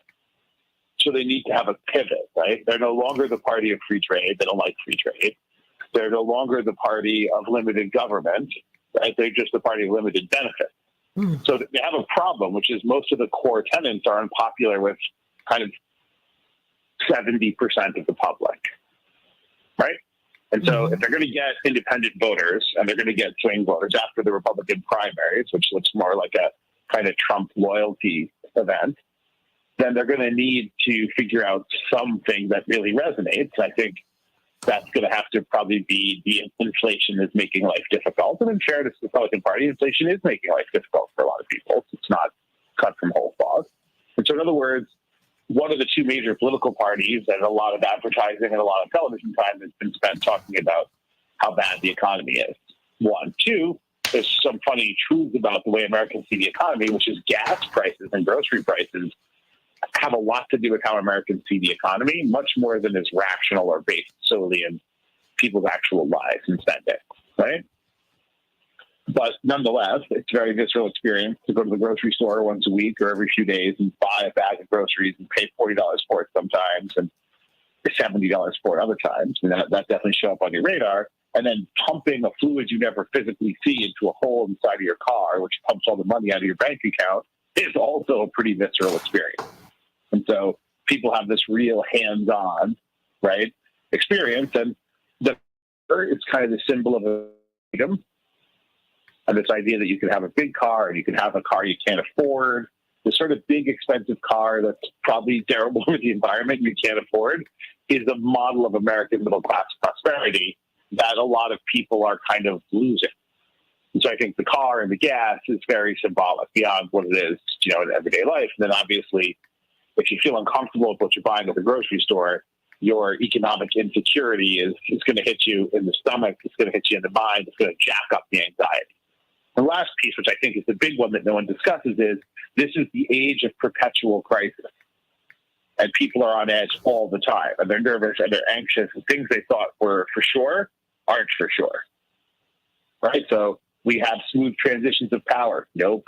You're allowed to vote. Nope. Your vote counts. Nope. We don't have pestilential diseases of last year's. Nope. If you lose the election, you go away. Nope. We all agree who won the last election. Nope. It starts to become this period of time where, I guess in the much better 19th century phrasing, all that was solid melts into air. All that was sacred is profaned. So people do feel a level of insecurity that I think is pretty easy to help them assign to almost anything. And that's the sort of anti-incumbent, anti-usual story rage that you see out there. And I think we often, as pundits, and I wouldn't class myself there because I don't do this that often, but to the extent I do a little bit of it, I think pundits have a tendency to see the public's anger and then map it into whatever they think people care about. I think people are really angry and they want someone to be angry at, and they want to side with someone who looks powerful and angry.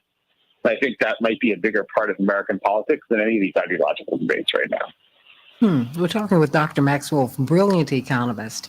As we look at the economy, particularly right now, many people are saying that has been at the root of these poor polling numbers for President Biden. Of course, the problems didn't begin with him, but you know what? When you're president, you take the weight. Before I get back to you, well, let me ask you this, because I have people here who have a lot of questions for you. Dr. Wolf, is there anything President Biden can say or do? Yeah, look, there's plenty of room for improvement here, right? So part of it is I think the president so far has been better at being president than people probably think, although lots of room for improvement, and fairly terrible at telling his story, almost shockingly so. And I think it actually goes back to the election in which he kind of just let the other candidate put his pathologies on parade, which is his specialty. And so it kind of worked, right? But now that you're the president, you got to kind of switch into the driver's seat. And I feel like that sort of hasn't been a completely smooth and potent transition. But I would tell you one thing. When people scream and yell they care about the average person, they talk about gas prices, but they don't tell you that we're running out of teachers and we don't have nurses and doctors, you're talking to a liar. Chaparral, how is the economy impacting you? Is there anything that you wanted to ask Dr. Wolf? Not particularly with Dr. Wolf, but the economy, it's rough out here. I think that what we're missing is that the American people, especially small businesses, are not getting the access to the capital that's supposedly out here, that's supposed to be helping us to sustain our small businesses. The real mom and pop shops are not getting access to this money. I don't know where this money has gone, all the billions of dollars that they pumped into the economy after COVID, but it has not trickled down to the mom and pop shops. I think that they have made it extremely difficult for us to apply for some of these grants and programs that they had in place. And we have not recovered.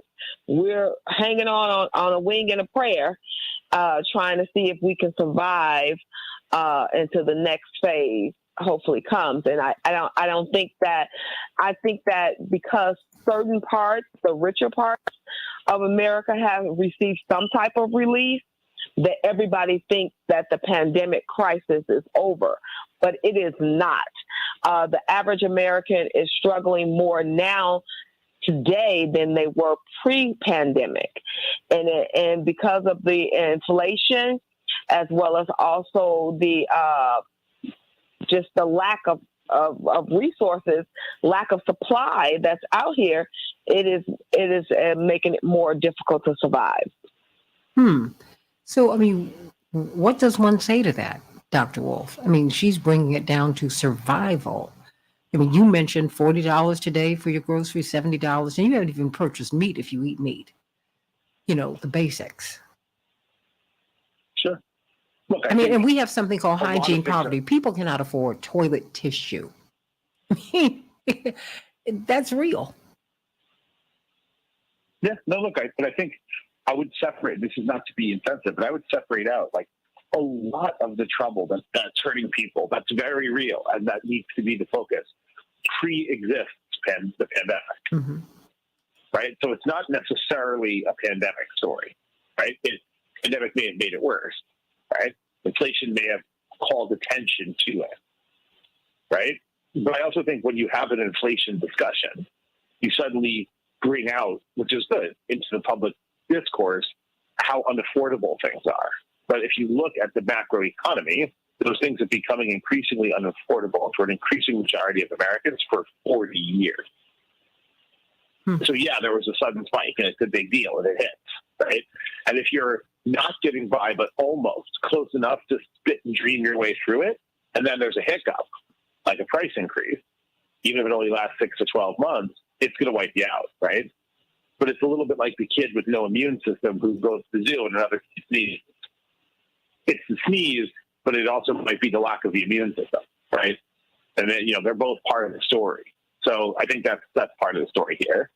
And I think the other part of the story is that there was a big increase in social support, however unequally distributed, for about 18 months in the pandemic. Unusual by American standards. I mean, everything about the pandemic was unusual. And then it was withdrawn. And if you look at American history, if we do give some benefits and then withdraw them, we always have a hard adjustment, right? Because people endure a crisis and then another crisis, and then they get a little help, and they almost get their mouth above the water, and then someone turns off the help, right? Yeah. And the old joke of any social control or political science study is that losing something you had is always more painful and noticeable than never having it. So the promise of help, what doesn't come, or the withdrawal of help that came, is always way more enraging and more violating of the social contract than never giving it, right? Which is the argument against never giving any help, which is sometimes made by people who at least know the history, even if it's a cruel intention, right? So I think there's a little bit of that going on. And then I also think that we have a long history of really artfully avoiding recognizing what we don't want to see, whether that's racial history or slavery or inequality or some of our treatment of the native populations here, which weren't always delicate. We have a good history nationally of being very creative and deeply committed to pretending away what we don't want to see. And we have stopped looking at the bottom 60% of the economy. We've kind of pretended it doesn't exist, And our national statistics don't capture those realities very well. Our television and movies don't deal with these things very well, right? And if they do touch it, it's always in some bizarre way of this person whose life is incredibly difficult, but it just makes them really noble to be treated like crap all the time and have no money or something bizarre. Or it makes them super humble and kind because they just get kicked around so much that they just love it and they're super cool with it or whatever. Something that's bizarre, probably not super useful or insightful, right? So we've disappeared from the conversation, a lot of people. And then I think we started talking about the suffering, a little bit too little, a little bit too late, but we started talking about the suffering, which is core to the American experience for the majority of people during COVID.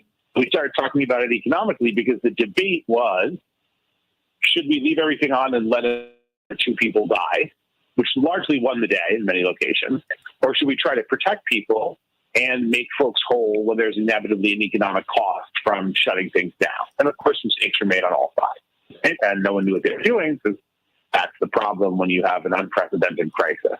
But I think we started having debates we probably need, but those probably teased to the surface stuff that was already there and stuff that we don't talk about very much. What should we be talking about in this election season? I mean, to me, we'd be talking about what we're going to do to right-size the American middle class. That's the big economic discussion here, which is, are we going to invest in a social safety net and some redistributive policies on tax and handouts and help in order to rebuild an American middle class, or are we going to let it die? And it has been dying for quite some time. And I think, ironically, the death of that American middle class and the sort of withdrawal of that birthright is a lot of what's angering left and right. They just have a different story about it, right? So it's who you think is at fault for that sort of loss of prosperity and opportunity that divides left and right. I think everyone kind of agrees that it's happening, except for the people who talk about the economy. And so it's become the big issue. And I think the other big issues are the relationship between capital and labor, between worker and boss, shifted in the pandemic. And we don't know where it ends up, but it's in flux, and that's throwing a wrench in all kinds of things. And I think the other big stuff is we are losing our teachers and our doctors and nurses, the people who care for us, and we're going to need nobody's business with, 20 million people with long COVID just to start the conversation, and all the mental traumas and other from the shooting waves that we're having now, the economic insecurity, the physical insecurity of worried about safety and also worried about disease. We're going to have a lot of need for those caring professions as we have fewer of them. And we don't have that many of them because we treat those people terribly, and we don't pay them very well.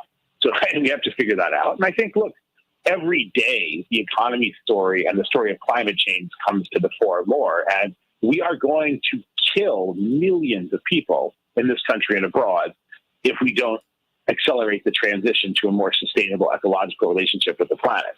And this isn't a rich people thing anymore. This is rising sea levels, flooding low-income neighborhoods, and floods and heat waves that are ending people's lives right now and that are affecting the ability for crops. A big piece of what's going on with food prices is climate change right now.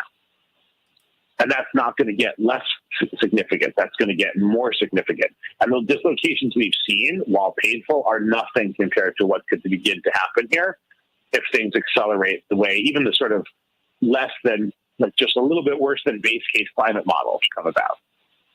Attorney Patillo, is any of this, economic discussion, what kind of economic discussion are we hearing on the ground?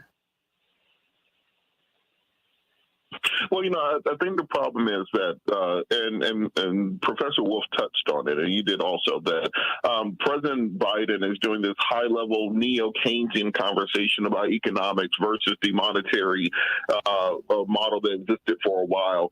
Meanwhile, on the ground, people simply are trying to find out. They're the shrapnel of these economic discussions and economic models. There's a completely valid way to both articulate and institute policies that, on the one hand, address climate change, but also bring down consumer prices.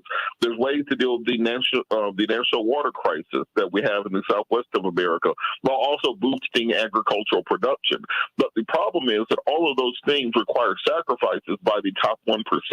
And the top 1% has convinced all of the world that if they have to do anything in even the slightest way, that it will cause an economic collapse. If you tax us even one nickel, then we will slow down job production. If you regulate us to say that we can no longer dump ash into rivers and carbon into the atmosphere, oh my God, what are we going to do? The whole economy will fall into a recession.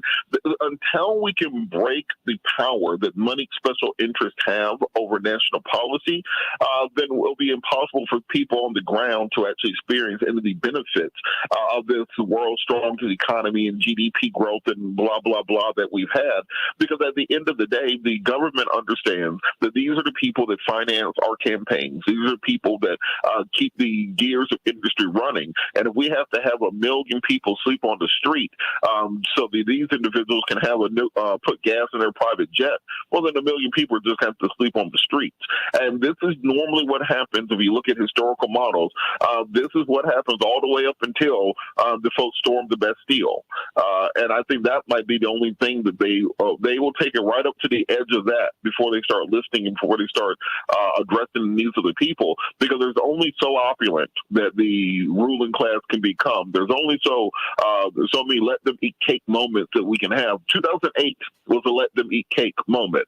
The bailouts during the COVID pandemic, that was a let them eat cake moment. There's only so many of those you're going to get before you have a full-blown change in the societal issue at the point that the proletariat, to take one of those nice 19th century terms, decides they're no longer up with it. I think we're very close to that breaking point in America. Well, Senator Taylor, I've got about a minute for you. You hold statewide office, but you represent Milwaukee, but you are someone who has national prominence. What do you want to see in this economic discussion in 2022? You're on the verge of making history. Maybe Mandela Barnes, it's looking more and more likely that he could be your U.S. Senator, which opens up so many other possibilities for everybody else. First of all, it was a whole lot for him to become Lieutenant Governor along with Governor Evers. So what do you think can be said to your people that can get them out to vote and that can restore their faith in this system? I think that it's been said by the other panelists, the whole issue around meeting people where they are, helping them to know that when they're going to the grocery store, to buy whatever they go to buy and the prices are higher, that someone's thinking about that. And I think that's one of the reasons that, potentially that Mandela has been able to be independent voter and more than the sitting U.S. senator. And that's even true above the gubernatorial candidates. He's winning the independent voters in that way. And his message has been, we've got to rebuild the middle class. We've got to address the issues that you are feeling with medical costs and that you are feeling with food costs. So I've said in this entire these entire segments that we've had, that what we've got to do is inspire people to go and vote, to feel like someone's listening to them and addressing the issues. We've got to see policies connect. And if we don't do that, then we're going to have a challenge getting people to come out to vote. And so I think we have to continue to beat that drum, that message that these are the things that need to be done. And we got to encourage Congress and the U.S. Senate presently and the president to do whatever needs to be done so that people feel that they see that they actually can see a change in voter rights. They can actually see something happen on police reform, that they can actually see something that's going to make a difference for the food that gets put on people's tables. Dr. Wolf, I guess I'm ending where we began. According to this headline from the New York Times, voters see a bad economy even if they're doing okay. Does that seem a little dissonant to you, or I think everybody sees and feels a bad perception economy. of everything. Hmm? Yeah, but I mean, people also spend 2 years being traumatized, at least a little bit disappointed by their local and federal government at a time of emergency need around medical issues and COVID, et cetera, right? And I think the biggest short-term challenge is people need to see a we again instead of a me. Mm. And people spent a lot of time cut off hoping to survive one way or another. Economics, COVID, keep the job, lose the job. Can they get the shot? Will the shot help them? Can they get sick? Will they survive if they get sick? Can they afford those groceries? But they did it alone, less united, less with other people than before. And that allowed the upper income folks to ignore the existence of lower income folks, even though there's a lot more of them. But it also separated people from each other in ways that we see dramatically every day. This is the arguments for people shooting each other over, if they picked up the wrong latte at Starbucks. And stuff that, historically, even if you're a loon, you just screamed and yelled, never thought, geez, what's wrong with that guy? You have to shoot everyone, right? Or whether it's the highway deaths, right? Like, people are just have had less coping mechanisms and more strain than they can handle. And I think that comes out feeling pretty pessimistic about other people and about the future. And one manifestation of that is the economy, because that's a cause of an awful lot of stress and anguish and the use of an awful lot of our time, right? But I think the sort of getting people back into a we set also allows us to imagine group or collective solutions, and there aren't going to be individual solutions to economic and social problems, even though this country, we love to pretend there are. Everybody think about that. Think about it. Think about it. The economy is really front and center in this election season, and you're front and center in this election season. Republicans and Democrats and independents, you need to get out and vote. If you look at these margins, then President Trump was just looking for 11,000 plus votes, plus one in Georgia. Your vote matters. And even if you feel dispirited, even if things are not right, see, in politics, one thing, it's a grown-up sport. Everything is not going to go your way. You got to compromise. I guess it's just a lot like being in a family, because that's what it is.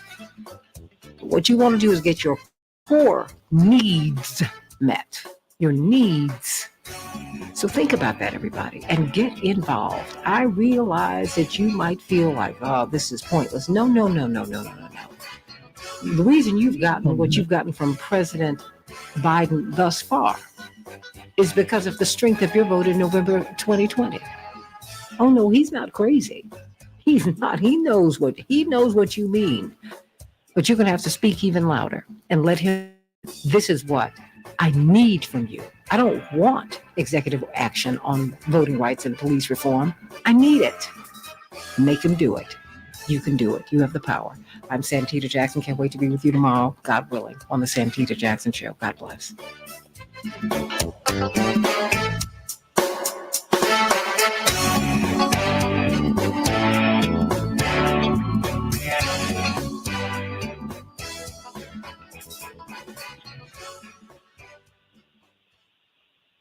Hello, beautiful people. Dr. Wolf, is there? I've got everybody still here. Attorney Connolly, Attorney Jones, Attorney Patillo. Attorney Connolly dropped. Who's still there? Cosme.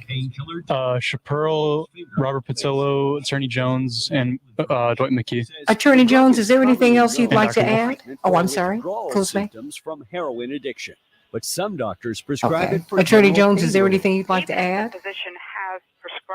I think that most of it, we've got covered. And I really wanted to ask Dr. Wolf, about, because right now, our unemployment rate is like 3.5%. And so I just wonder if people are working, and so they become more frustrated because, they have the jobs, but they don't have the money to be able to purchase what's needed. And that's got to just contribute, I think, greatly to the anger that Robert and everybody is speaking of. With checkup on health. Great question. I think there's something strange happening with statistics. It's not cooking them or anything like that. But measurements we have of the macroeconomy, including of the BLS, the Bureau of Labor Statistics, that puts out something called the U3, which is the unemployment number, which you referenced as being, sub 4%, unusually low for a while. Get a chance to see the FBI. They kind of were designed in a world that's long gone. The big so I media think the companies relevance to the modern world and they'll go to is a little bit more problematic. And the other problem is that the labor force, the size of the labor force, the employment labor population ratio, it's pretty. So labor force participation is low. A lot of people simply, over many years, but really quickly during the pandemic, exited the sort of official count.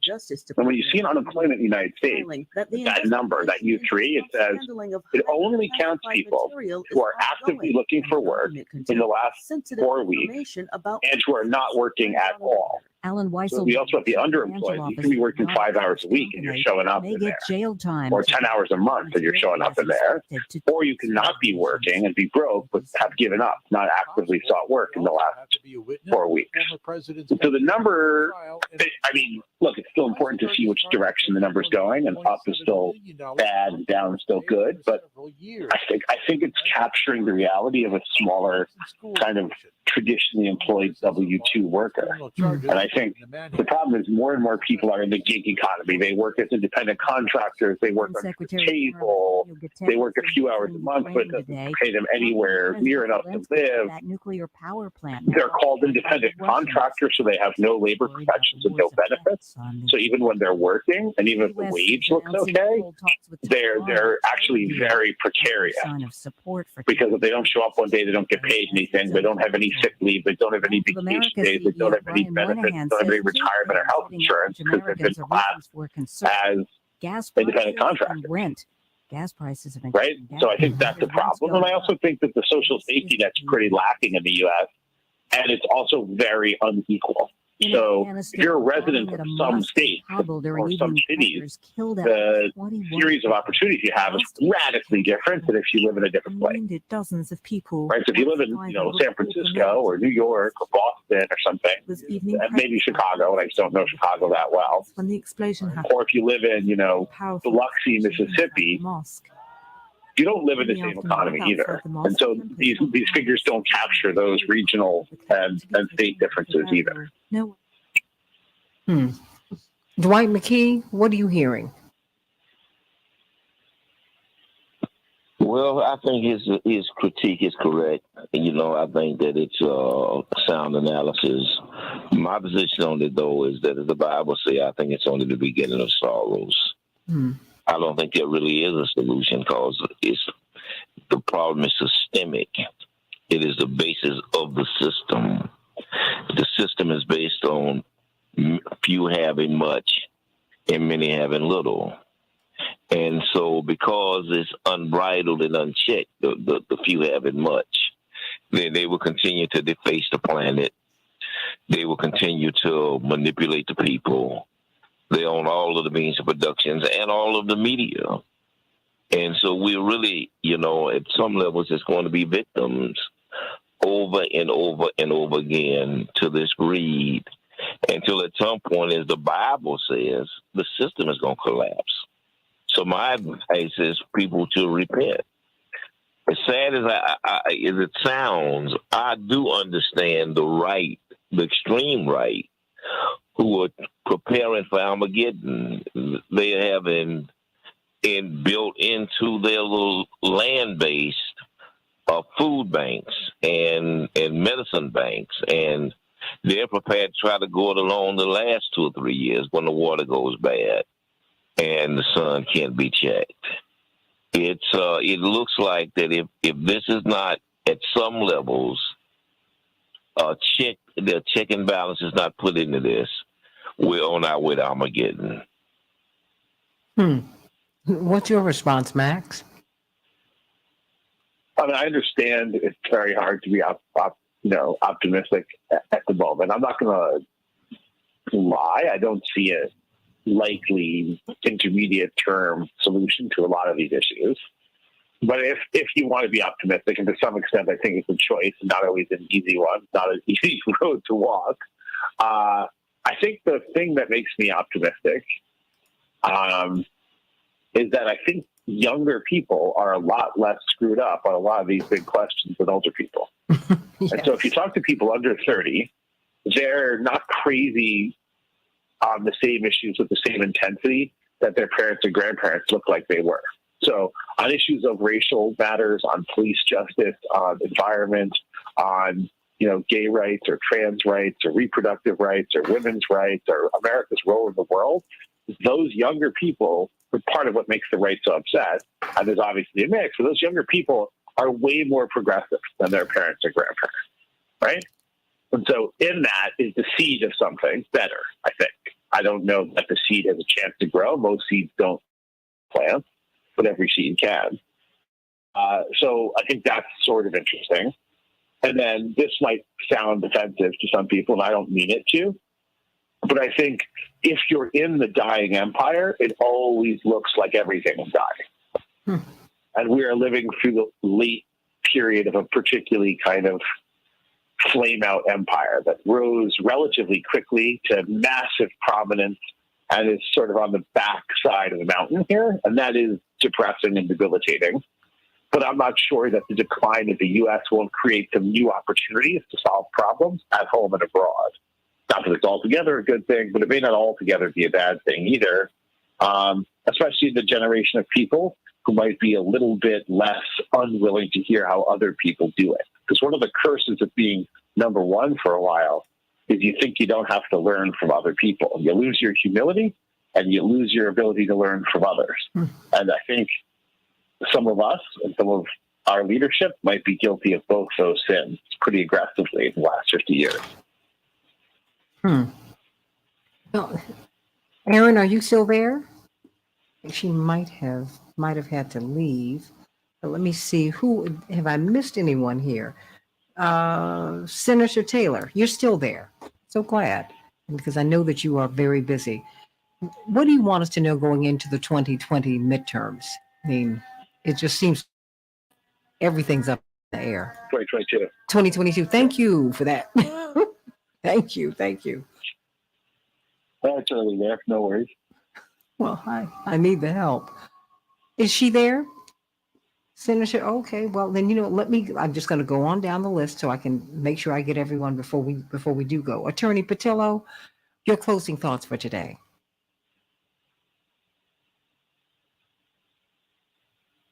Well, maybe I'm missing some people. Okay. I was talking completely silently for a second. But I think the closing, if anything, it has to be every election cycle, and since we're particularly talking about Democrats here, as opposed to Republicans, Democrats you can put them in the mix too. You can. Well, I think part of it is that Democrats run the same hustle, which is that you spend 2 years, 4 years not doing what you told your base you were going to do. And then when you get close to the election, you talk about how the other side is an existential threat to the future of humanity.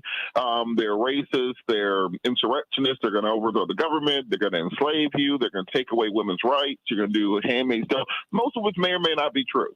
But then they don't focus on the things that they could have done, that they haven't done, and that they ain't going to do. And so voters end up stuck between the lesser two evils, between a rock and a hard place. I think we have to start holding them more accountable. And part of it has to be taking that Trump model.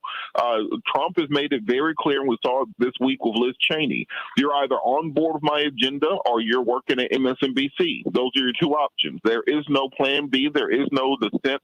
You either do what I say or you got to find yourself a new occupation. And I think Democrats have to start doing that with our elected officials. We have to get out of this cult of personality, this idea that your particular congressperson, your particular senator, your particular candidate is a wonderful and special snowflake to be praised. No. We have to let them know that we will primary you if these things aren't done. Oh, we have an issue with doing something about student loans. Well, it looks like we're filing paperwork to primary you. Oh, we haven't gotten voting rights done. Looks like we're going to have primaries in every state for any senator who's not on board with that agenda. Oh, we have not got criminal justice reform done. Well, we're going to have the primary you too. And I think that once you start getting these credible primary challengers where you start really taking out people of the stature of a Liz Cheney or the other senators who stood up against Trump, whether it be Jeff Flake or Ben Sass or Corker or whoever else, and let them know that we will replace you with somebody who's on the progressive agenda, that's how you start getting them moving.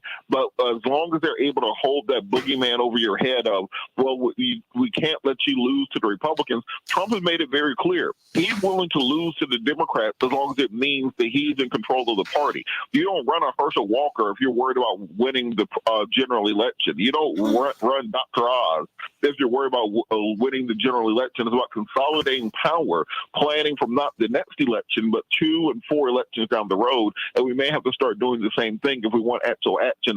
Get out of the tactical thinking of the immediate crisis and start thinking strategically about what you want to happen down the line. What do you make of the fact that Target's profits plunged 90%? I mean, people are pulling back, Dr. Wolf. Yeah, I mean, look, Walmart popped up a little bit too on people of higher income going to Walmart for a deal, which I think might be at least as interesting as the Target difficulties. But I mean, I think they got caught in two things. So one thing was that going into the last quarter, which is what the numbers that we're getting, earnings report numbers deal with. Going into the last quarter, there had been this problem of shortages. So because of supply chain issues, stores were having trouble keeping things on the shelves. Folks were showing up and looking for stuff, but they weren't finding it, right? And that kind of pushed up the inflation as high as it went. And then what the stores did is what they usually do, which is they brought in a bunch of inventory. And unfortunately for them, they brought in a lot of inventory just as the sort of situation cooled, where people started to get more concerned and worried, and the economy started slowing. So I mean, I think the timing was quite poor for them there. I don't know how much of a macro signal that is, other than, which I've mentioned a bunch of times, which I'm sure annoys everyone on our chat on Thursday, when you convince the general public that inflation is the biggest issue, not the fact that the average person's wages haven't gone up in 40 years, so they can't afford anything anyway. Then what you get is a monetary policy response from the Federal Reserve, which is what they're supposed to do, it's what we're trained to do, in which they engineer a recession to produce the end of the price increases. And so as they start to do that, you're going to have this odd juxtaposition of all these people who are whipped into a frenzy, possibly to vote against their economic interests again, because they're so angry about the price of gas. We're going to get the recession, much worse for them, which is the solution to the falling price of gas. By the way, even though gas prices have already fallen, these people are talking about that. The food prices have stayed down. The gas prices haven't fallen all the way back down. So, yeah, I think you're going to get a situation here where the solutions we have to some of our crises are solutions for the people for whom the economy works well. They are not solutions to switch who the economy serves and who it doesn't, right? And I'm also fond of this, so I guess it will be my repetition morning, but sometimes repetition is valuable. I think to remember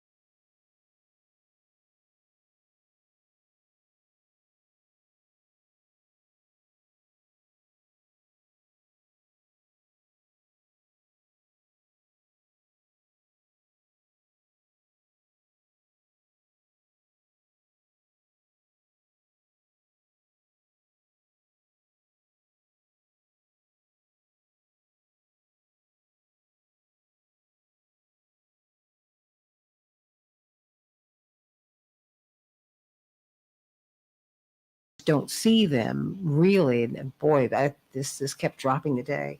Thank you, Laura. Thank you. I don't see them really addressing that. I think that Dr. Wilson summed it up perfectly in his last statement, is that it depends upon what side of the economy you're on. If you're on the resource side, the markets can work for you. If you're part of the bottom of the economy, the markets are going to work against you. And generally, politicians are going to try to find a market solution. And so, to any problem that we have. And so it will always be that inversion, I think, and the perversion of the rich will always get richer and the poor will always get poor. Which is why Jesus, in fact, said, the poor you're going to have with you always, because it's really kind of building the system. I don't want to sound like a pessimist, because I'm, optimistic about, I'm more optimistic about the human potential of individuals than the system righting itself. But I think in the context of all of these problems and all this crisis, you will see the best of human nature rise to the top. And that's my optimism, that you will see the least of these, or even those who have resources, you'll see them operate in the best resources of their humanity, and they will learn to share and empathize and love and give. That's my optimism, and that's my belief. I amen to that. Does anyone else have anything to add? There's a version of the same thing that I always like, not mine. It comes from Italian, Gramsci, but the idea was to have a pessimism of the intellect and an optimism of the spirit. And that if you want to see social change and sustain yourself in the toughest of times, you need to marry those two opposites, the yin and the yang there, so that you need to be pessimistic in your intellectual analysis of the world around you and optimistic in your spirit to not be too tainted by the negativity you might see intellectually or just with your senses around you. I agree with that. Because I think sometimes we can't overthink, and that's where your faith comes in. Whatever your faith system is or is not, we really, really have to, we really do have to believe that things are going to get better, and that they can. The less rational it is, the more important it is to be hopeful. Amen to that. I appreciate that. Ooh, Max, have I been? Well, I can't accept responsibility for this, but you're sounding hopeful, Max. I love it. I'm always hopeful. I just make everyone else depressed. That's our job. We're economists. we're the guy who comes to the room, makes everyone else feel terrible. It's like, hey, what's wrong with that? And then goes to the next room. Does it again. I think you don't get the dismal science moniker easily. So. Oh my gosh. It's like the guy who smells and everybody else is suffering, but he doesn't notice anymore. Like that. Or the intellectual version. Oh my gosh. Okay, This is showing me up, Dwight. These are the kinds of friends that I have. My dear, I love think the Max. rest of your friends are fine. I know I love Max. The rest of your friends are fine. But, he's one of the few people I can talk to for an hour. Like Max, just maybe give it to too many me. years in New York City too. No. Chicago stuff. Blessing. It's just a blessing. Senator, are you still there?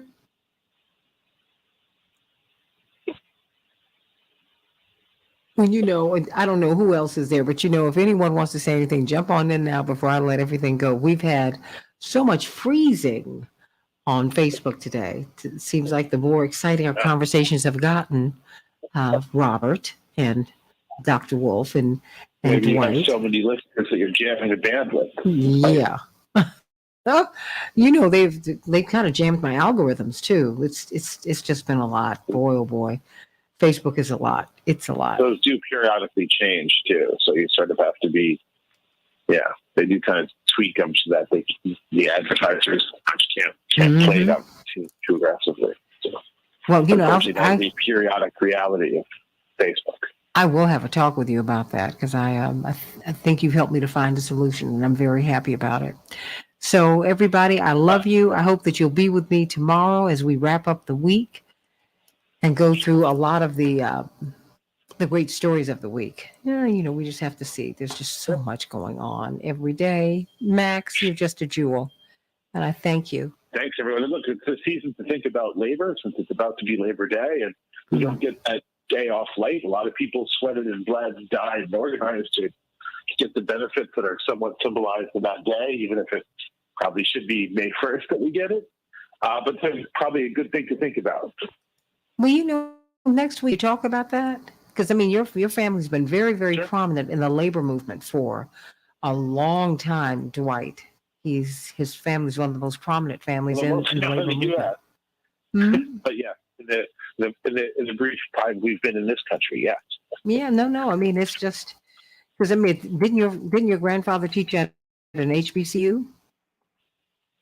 Briefly, yeah. Briefly, he was a lecturer, so I think his degrees were all from Europe. He wasn't American, and so I think he had some issues teaching. But yeah, he was lecturing for a while there, and did a bunch of the early organizing of 1199, which is a big union here in New York. Mm-hmm.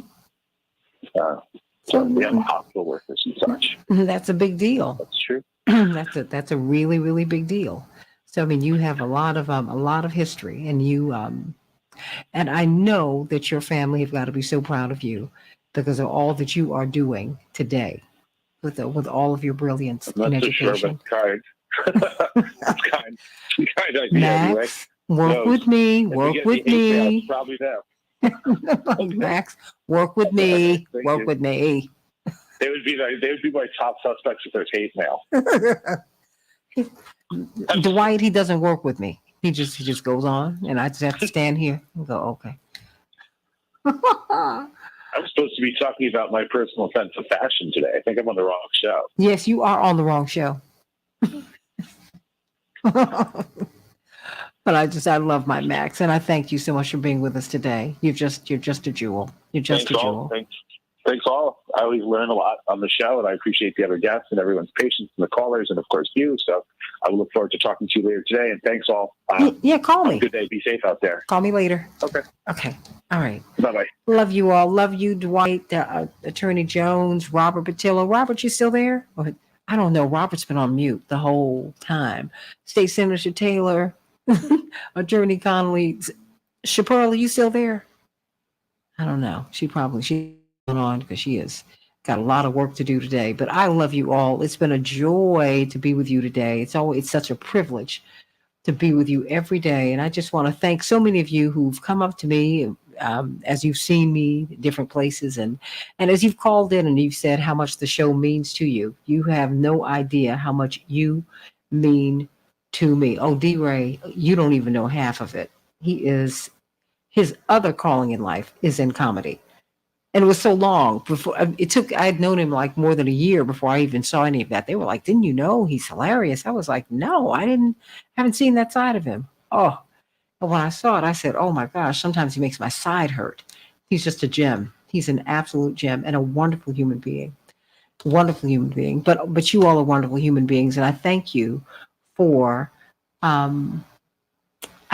being my family. I do. And I love you. I hope you know how much I love and care for you.